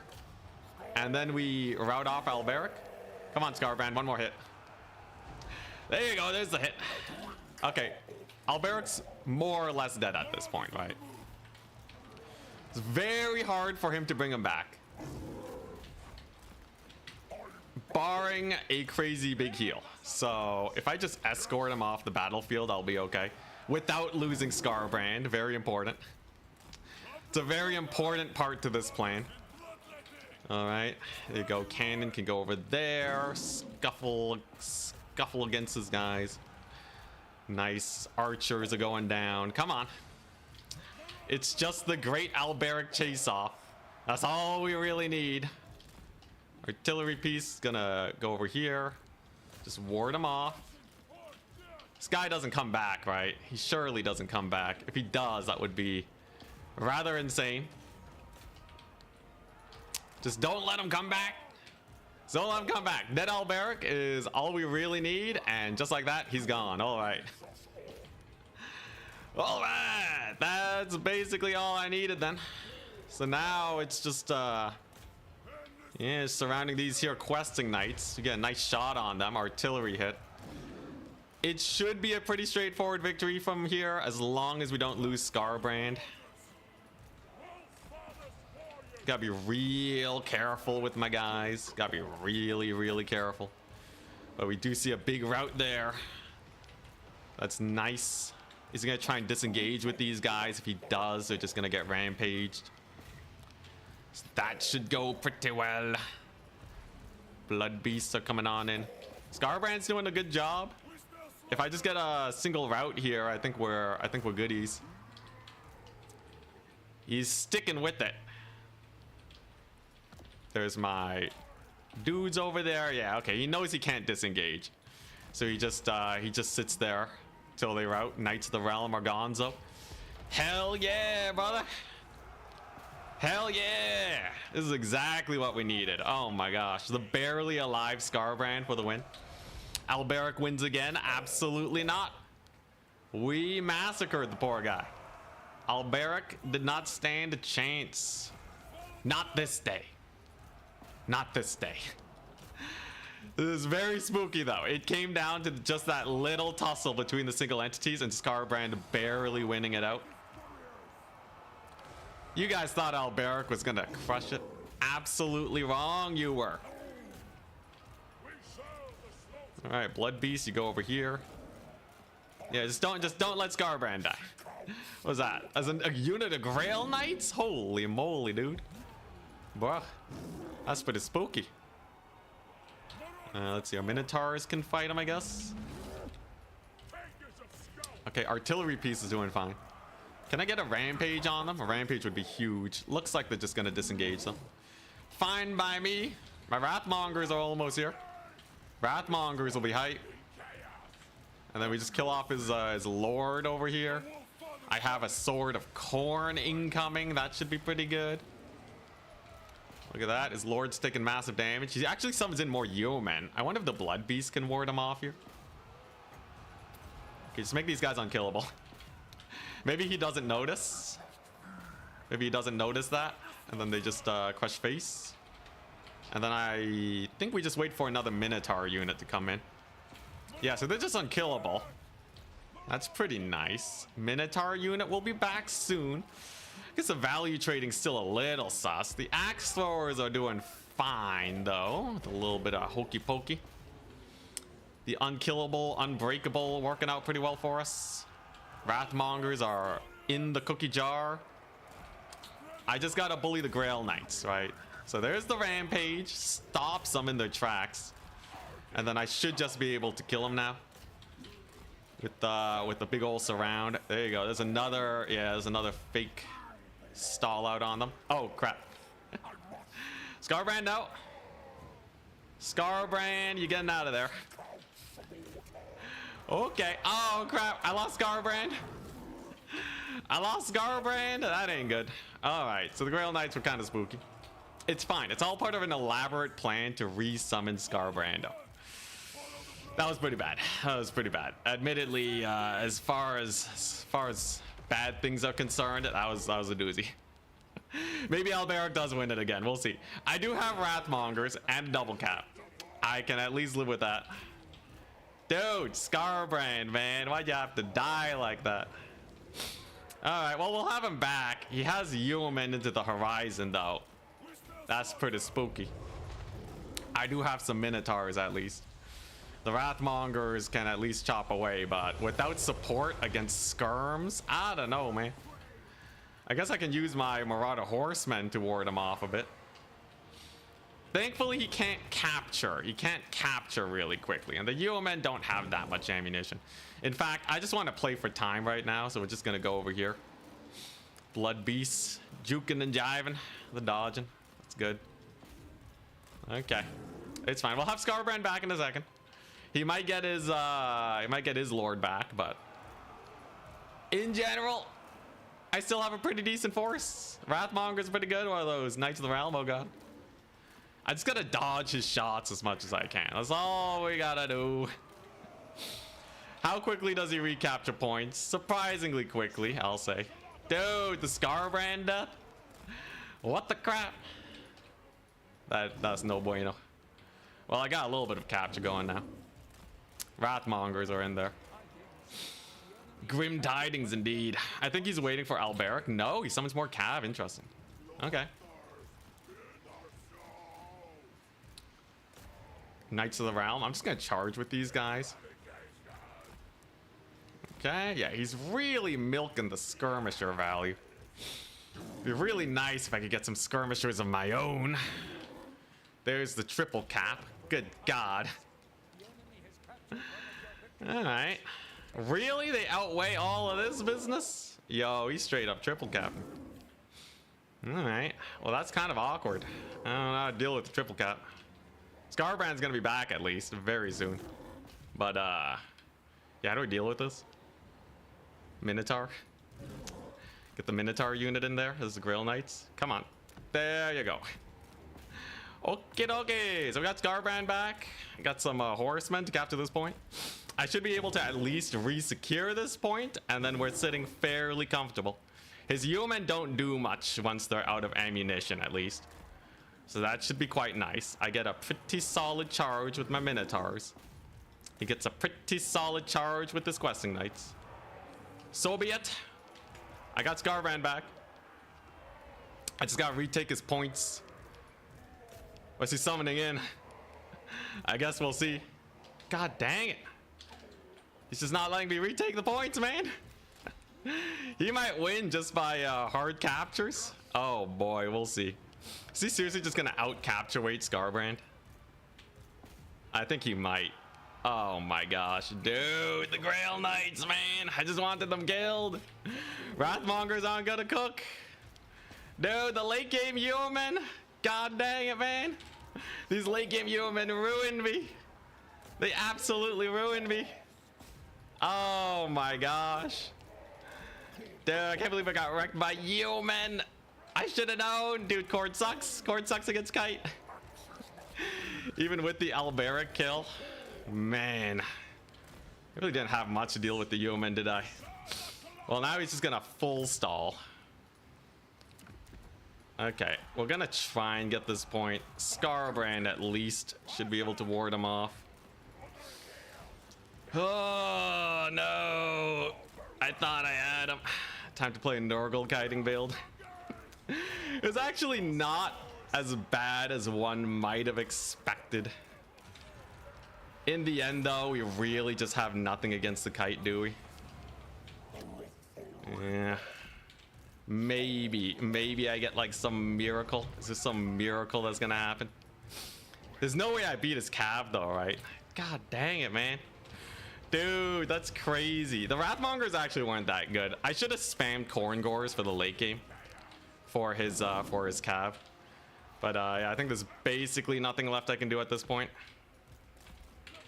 Barring like a miracle capture. Maybe I should have just spammed some they should just spam some Minotaurs instead of Scarbrando. Like, okay, yeah, we got a little Wrathmonger capture here, but like he's just stalling the point for too long. Unless I get a miracle and we capture, you know, we get a double cap here. Look, the Minotaurs are in. Look, I'll play for miracles. I'll play for miracles. I'm sure, you know, I believe in miracles. Do you believe in miracles? I do. Ah, God, this one's getting swayed though. What, I have a couple seconds. I have a couple seconds to retake it. You know, it's still surprisingly close. Mostly because I got the Alberic pick though. I think the Alberic pick was legendary. But yeah, no, he's gonna win it. Dang it. God dang Bretonnia. Maybe his internet goes down. Yeah, you never know. Ah, that was brutal. I should have just spammed Minotaurs instead of Scarbrand. I was fine without. Scarbrand didn't do anything. More Minotaurs would have done it. GG, well played. GG, well played. Dang, the Bretonians get us again. It was a fun build though. It was a fun build going for the going for this playstyle. I think after Alberic died, I would have been fine spamming Khorne Gores though. Valkia works better. Valkia can't stop Alberic from diving you. Scarbrand did fine. Like, he got 3,700 value.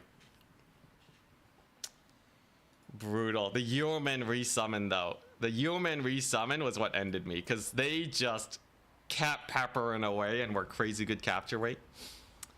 If I were to do that again, the solution is to just replace with Khorne Gores. And they probably would have traded well enough versus the Grail Knights where we would have won. Dang. Yeah, but I think taking Flesh Hounds is a terrible idea. You don't take Flesh Hounds and Furies because the Cav will outtrade them. You need something that'll outtrade against the Cav, and the Minotaurs did well enough. So did the Blood Beasts. But yeah, Wrathmongers don't delete Cav very much, so they weren't too good. It was well played though. It was definitely a big old tussle. Huge tussle. Charix takes the win though. I assume he's going to win against Grombrindle. I think Grombrindle's casting though, so we'll let him do that cast. Is he streaming on Twitch? Maybe we can raid Grombrindle. Would be a nice way to end it. Is he streaming? Is he streaming on YouTube?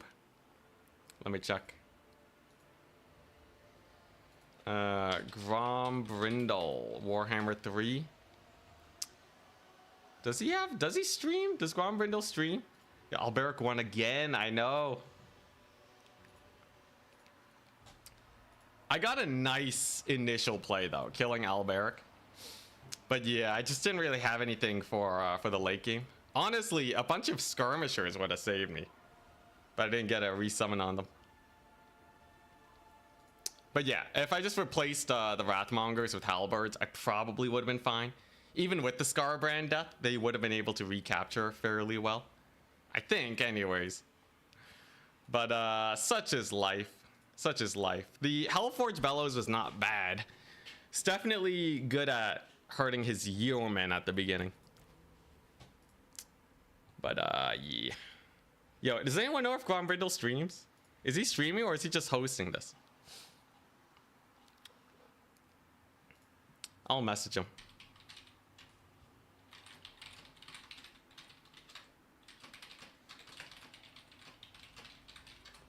And we can cast the finals maybe. If he's casting the finals, I'll raid him. The brutality. Sometimes we win against Charix, sometimes he wins against me.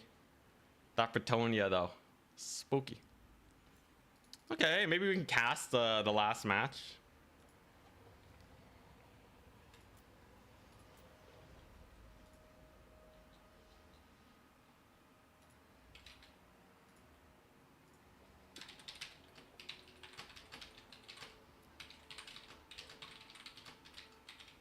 Was it Grombrindle? Okay, yeah.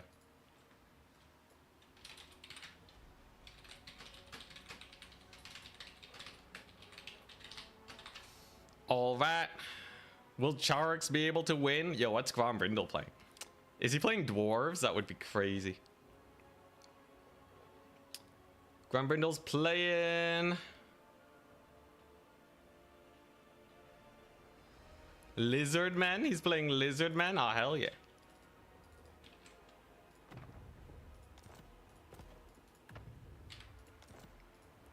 Lizardman versus Bretonnia. I almost want Charix to lose this so I can maintain my my second place position, but we'll see.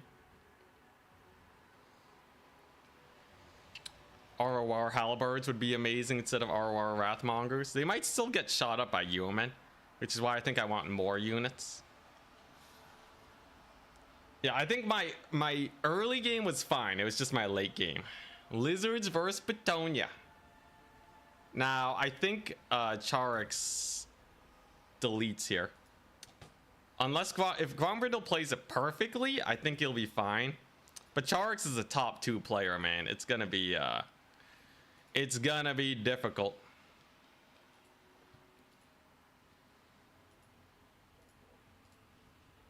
Halberd Warriors are quite good versus Brett. I don't know. I was kind of worried that his like Knights would just cycle charge him to death. The thing is, without Alberic, he doesn't have a leadership debuff anymore. I think that's something that I should have considered.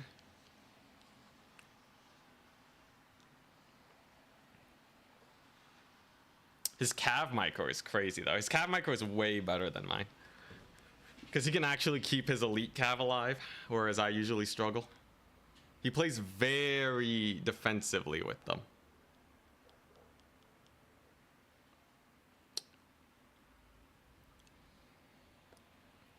Overall, though, I'd say Khorne is in a fine position. I still think they really struggle versus Kite. That cannon did a lot of work on him, though.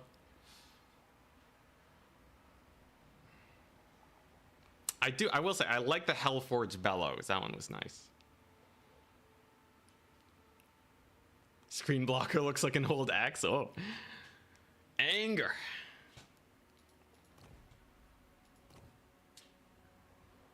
Maybe you just go Hellforge Bellows and then a bunch of infantry. You can't take too much, though. Like, you need the Minotaurs to handle his stuff.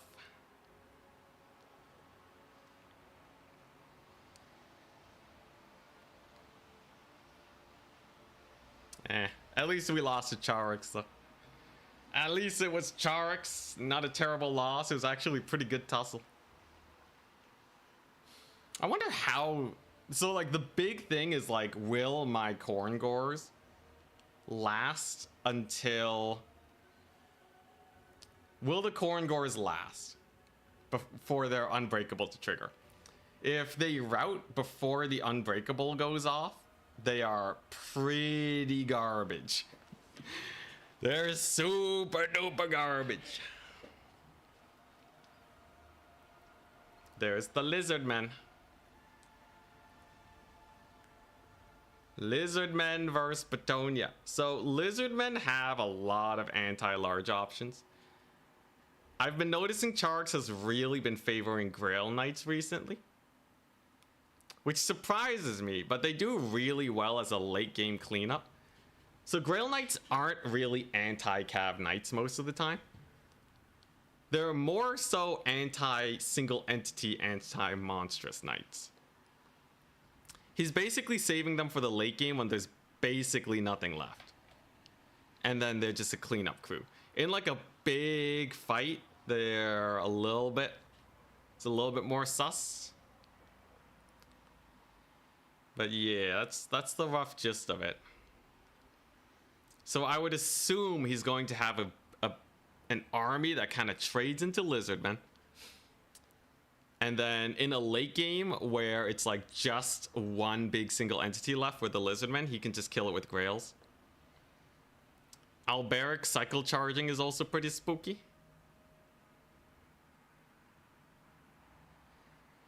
So we'll see, we'll see.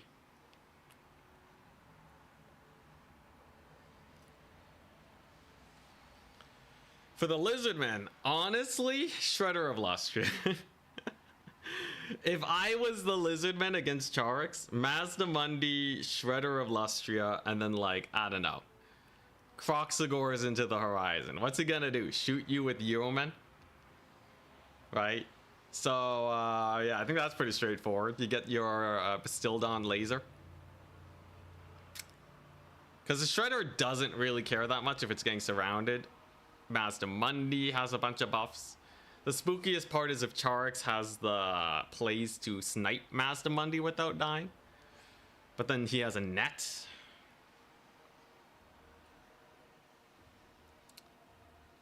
I think if Lizardmen go for too many skinks, I think they just die. And I think it's a mistake to take too many Saurus spears. Generally, spear units are better against worse players. That's my theory. I think spears and halberds are good until you're running up against someone like Charix and he's getting easy full surrounds and routes on them. Then you get screwed over. So if he just goes for a bunch of them, he's gonna Alberic and leadership break them, and then it's super over. Going for the Cold One Spear Riders is definitely gonna be a big plus though. They should be able to outtrade most Cav. Yeah, the Poison Archers are a little scary, but they should be able to get shut down by single entities. I would say, here's the thing though, right? Maybe Grombrindle here has like a sick wide build that we haven't seen yet. Didn't you lose a lot of knights to spears as Bretonnia? I did, but I'm not Charix level Cav micro, okay? My Cav micro is actually pretty mid. Or at least it's like A tier at best. I would give it like an A tier, A minus tier. For me, I don't specialize in Cav micro. Charix is like a solid, I'd say S tier. He's a solid S tier Cav microer. He's really good. Very rarely is he just gonna sit on halberds and such.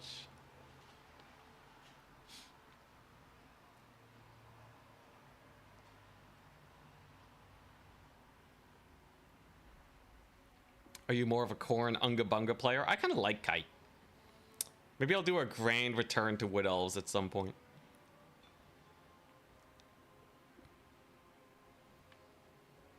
Alright, let's see this. So the Lizardmen are ready. There's a couple ways the Lizardmen can play it. I don't think there's that many ways the Bretonnians can play it.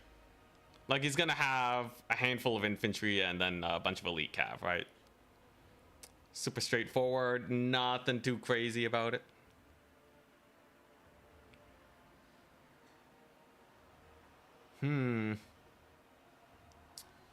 I just really fear that the Lizardmen are gonna take like something that just dies to cav instantly, and then Charix is gonna be almost second place again.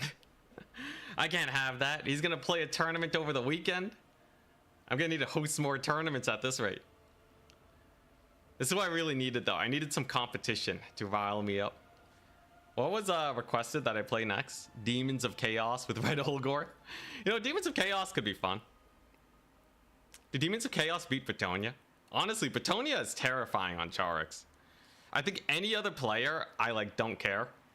Because it's way easier to kill their cavalry with halberds. Charix though, he's not gonna throw that. He's not gonna throw it. Let's see here. But like, it's not like Bretonnia's a good faction though, right? That'd be insane. That'd be insane to say Bretonnia is a good faction. I think it's just Charix. I think it's just a Charix diff. I think he just makes Bretonnia look better than they are. They definitely have the tools for his playstyle though. No undead run. Maybe. I think Demons of Chaos are really fun though. I want to try them out. Let's see. Okay, so here we go. This is what I was looking at. Unga Bunga Lizardmen, okay? It's Unga Bunga Lizardmen against, standard bunch of infantry. Secretly highly underrated. There's no way, man. There's no way. Bretonnia was in the pits for so long. The cav changes definitely, like that patch definitely helped them out a lot. The Cav is just gonna be more maneuverable, but yeah, he likes his Cav micro. He plays elves, right? His single entity micro is really good. His kite is really good. The only thing holding Charix back is the factions that he plays. I feel like if he played Beastmen, we would all be dead. I don't think anyone can beat Charix's Beastmen unless you have like a full hard counter to Beastmen or something with your faction. But imagine the main with Centaurs, right? We just like, come on. All right, if he liked playing Beastmen, I don't think anyone can stop him. Should be a pretty good build though versus Bretonnia. Star Chamber Guardians, Shredder of Lustria, Slawn of Spirit Leech. Okay, somebody doesn't like the Green Knight. I guess it kind of makes sense. Cold Wind Spear Riders. That's pretty crazy though. A no heal Slawn, so maybe he has a healing dino. Charix would be expected. Alberic, Horror Killing Blow. Okay, yeah. So this is the Charix special. He wants to kill with Alberic. He wants to... Demons of Chaos do not have Severed Claw. It's Warriors of Chaos that do. Yeah, he wants Alberic. Like, this match is entirely going to depend on who micros his single entities better. If Alberic manages to chunk the Shredder of Lustria down and route it, it's over. All of his infantry, the only job that his infantry have in this situation is to make it easier for Alberic to route this bad boy. Now, will he summon in Grail Knights? That's what I'm really interested in seeing. Because this is a pretty small army size for the Lizardmen. And I feel like a Grail Knight summon could potentially do a lot. But it looks like he's settling for Yeomen instead. Counting the number of units, he knows that there's no skirmishers. There is a banishment on this bad boy. And it's a Bestilled on Rev Crystal to heal up the Shredder. Gets a couple shots on Alberic. Does about 100 damage. You actually can't camp on top of this because those tiny skinks will wear you down. Spirit Leech too. Okay. So Grombrindle basically says, you know what? You might be taking Alberic, but I'm going to soften them up. Unless you bring in more firepower, these guys are not going to go down anytime soon, right? The Rev Crystals are good. The tiny skinks are good. And boy, oh boy, are the Temple Guard good. One potential winning play, though, is just a snipe on the Slawn. Low leadership Dreadsaurian routes it off with Alberic. But he already took a pretty massive amount of damage. That Spirit Leech actually got some work done. Rock drops are incoming, too. That's going to be pretty good. And a pretty nice charge from the Cold Wind Spear Riders. Secretly hoping Charix loses, even though he's a great player. I lost to him, so it's only standard. Whiff on the rock drop, though. That could have deleted the archers, but instead they live. That's actually a rather big play. Dodging with the Peasant Bowman moving forwards. And we are seeing a double cap, but it's going to become a one cap for the Lizardmen. Now, killing off the Damsel of Life. This is what I was unable to achieve earlier. She only terror routes up. So she's not full routing, otherwise the Pterodon riders could get her gone. He did bring in some Pegasus Knights to deal with the Cav, and maybe we're about to see a huge loss here for the Lizardmen. If the Cold Wind Spear Riders die, Lizardmen lose out on a lot. That's about 1,000 gold value, and it's basically down the drain. That's pretty painful. Instead, opting to just do more damage to Alberic with them. Honestly, pretty acceptable play. Dreadsaurian, still totally fine. Bastildon, totally fine. But a loss of 1k value is going to help pull things back a little bit. But man, are the Spirit Leeches good against Alberic. I'm actually surprised at how effective they've been. He doesn't have a lot of HP in total. And I guess his ward save is not really helping him out. 6,600 HP. It's fairly snipeable, but man, that Slawn is like in a spooky position. There's your first regrowth. So he's going to be getting decently close to his heal cap, but not quite there just yet. These are Fire Leech Bowlers, by the way, so they are tuned to kill infantry. And there's the capture of the far point. Lizardmen are going very split, though. They're going on 2 points. So potentially we will see some snipes. Alberic could even kill the Slawn Mage Priest of Death. That would be terrible for the Lizardmen. The question is just how strong are the Star Chamber Guardians going to be? quarter HP down by the looks of it because of Alberic's little wind spell. Not gonna rout though. Peasant bowmen are off the battlefield, so lizardmen at the very least are pretty comfortable on their single entities not getting shot. They don't have to worry about that. What they do have to worry about is things like this, like Alberic just full on diving onto the Lord, ignoring the fact that Temple Guard are here. It seems like maybe he's getting staggered or something. He's not landing too many hits, and now he's forced to disengage. Alberic not getting that pummel on the Slann Mage Priest, and he's actually gonna live. Over here on the far side, we see some routes. Value trading wise, though, slightly in the favor of Charix. Goes a little bit more, and it could get very sus. And the Slann Mage Priest very isolated now. This is the problem when you bring the Shredder of Lustria too far away. And he's gonna try to scoot his way out, but we got a Peasant Bowman Archer. I think this is the one that dodged the rock drop earlier, perhaps. They will be routing. Slann Mage Priest does get a physical resist buff from the Guardian over here. Alberic does not do magic damage for whatever reason, so he will be chunking it out and surviving. No capture over here though, and a triple cap. So lizardmen are kind of locked into just playing for value now, right? Despite that, their value is not too good, though a little understated because the healing on the Dreadsaurian is really nice. Do have the Puck cohort over here fighting some Cav. Another Spirit Leech drops on Alberic. He's getting to the point where it might be too hard for him to kill like a Shredder of Lustria, but lizardmen just have to recapture some points now. Getting triple capped is a very uncomfortable position for them. And seems like the trade actually goes pretty well against the Knights. Shredder of Lustria shows up. Goodbye, leadership. Might even see a route on the Pegasus Knights. Holy crap. Yeah, straight up terror route. So they're gone. They get an Earthblood. But again, the Slann Mage Priest. I don't know what's up with this Slann Mage Priest, man. He's just asking for death. Or maybe he's baiting for Spirit Leech. Throws down the bubble. Physical resisted up, man. 15% and a 20% ward save. He's basically Alberic. Alberic kind of getting surrounded by the Temple Guard, and he has to disengage. Actually ended up being a bait. Grombrindle with the sick plays. His cavalry's doing pretty good, but still no capture points. And you know this game's gonna come down to the capture points. With such close trading, it's definitely gonna go that way. Another Spirit Leech drops. Alberic cannot get above 75% HP. This is gonna be a close one. Looks like the capture finally goes down at the 650 mark. It's gonna be a close one.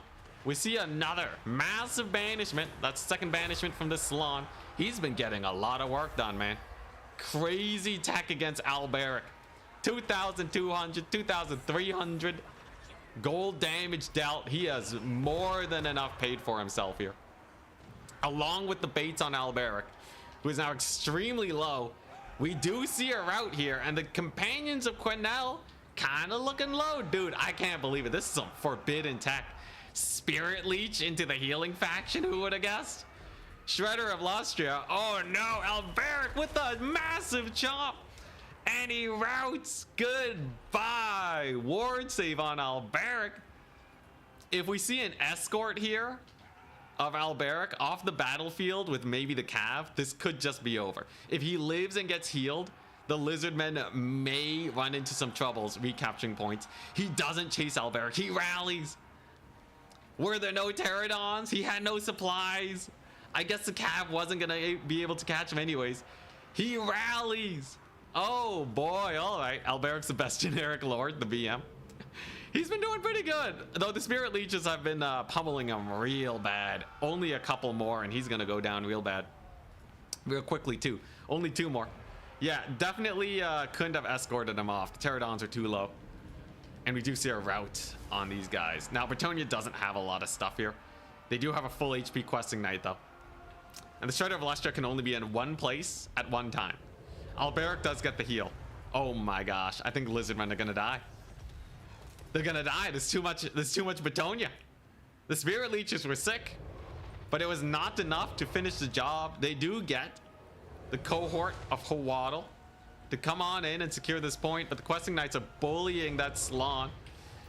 His defenses are still pretty good. The Guardian's not bad. The Shredder and the Bastiladon do get some routes, but here comes Alberic with the steel chair. A Spirit Leech drops on him.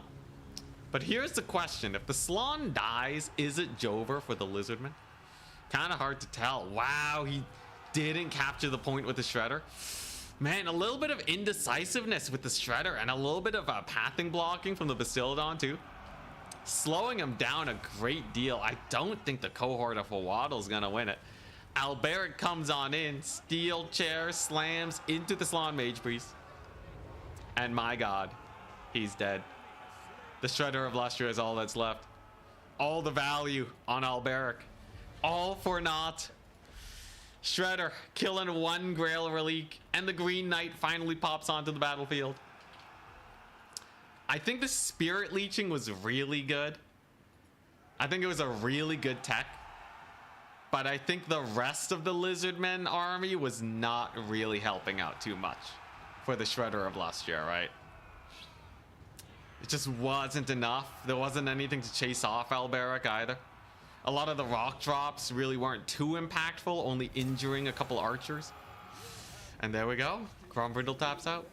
God dang, GG! Charix, the Menace, takes another win with Bretonnia with his sick Alberic plays. He's definitely mastered the play style, right? He has a build and he knows how to hammer down with it. Would love to try and face off against his Bretonnia with some of my other factions. I did barely beat his Bretonnia with Beastmen, but I'm pretty sure Beastmen are favored. God dang, Charix with the amazing Bretonnia Cav, man. He makes Bretonnia Cav look amazing. But on Monday, we will try to contest against him again. I'm going to be playing Demons of Chaos, as was requested by our sick donation today from Asmid. Should be a good one. We can even run Red Olgor, who knows? Yeah, Bretonnia actually, they're starting to rack up the tournament wins. It's mostly because of Charix, though. When other people play Bretonnia, they're not crushing it nearly as well. Although we have seen some other people win with Bretonnia. Charix is definitely the main one. But this is what I'm going to be doing. I'm going to be playing Demons of Chaos. We're going to get some sick plays going off. Should be fun. We got Fiends of Slanesh. We got a bunch of pretty garbage infantry. I feel like I should just do no infantry Demons of Chaos. We'll try it out. Charix today, he takes a victory. I'm going to tap out. We're going to see if there's somebody we can raid. I think I saw Mercy the Mad was streaming. Let's just go ahead and raid him. Yeah, there we go. I'll hit up Mercy the Mad with the raid. He's playing Dark Elves right now. Check him out. It's looking pretty sick. And I'll see you guys later. Unfortunately, not too much streaming today. We're taking it very easy. I'm going to be busy over the weekend too. Unfortunately. But I think I'll be able to get him. I'll get him with Demons of Chaos. Trust. Yeah, we'll get some Daniel. Red Daniel. It'll be amazing. Charix is single-handedly holding back Bretonnia buffs. Yo, what's the win rate right now? Stats. Bretonnia has a 57% win rate. Good God.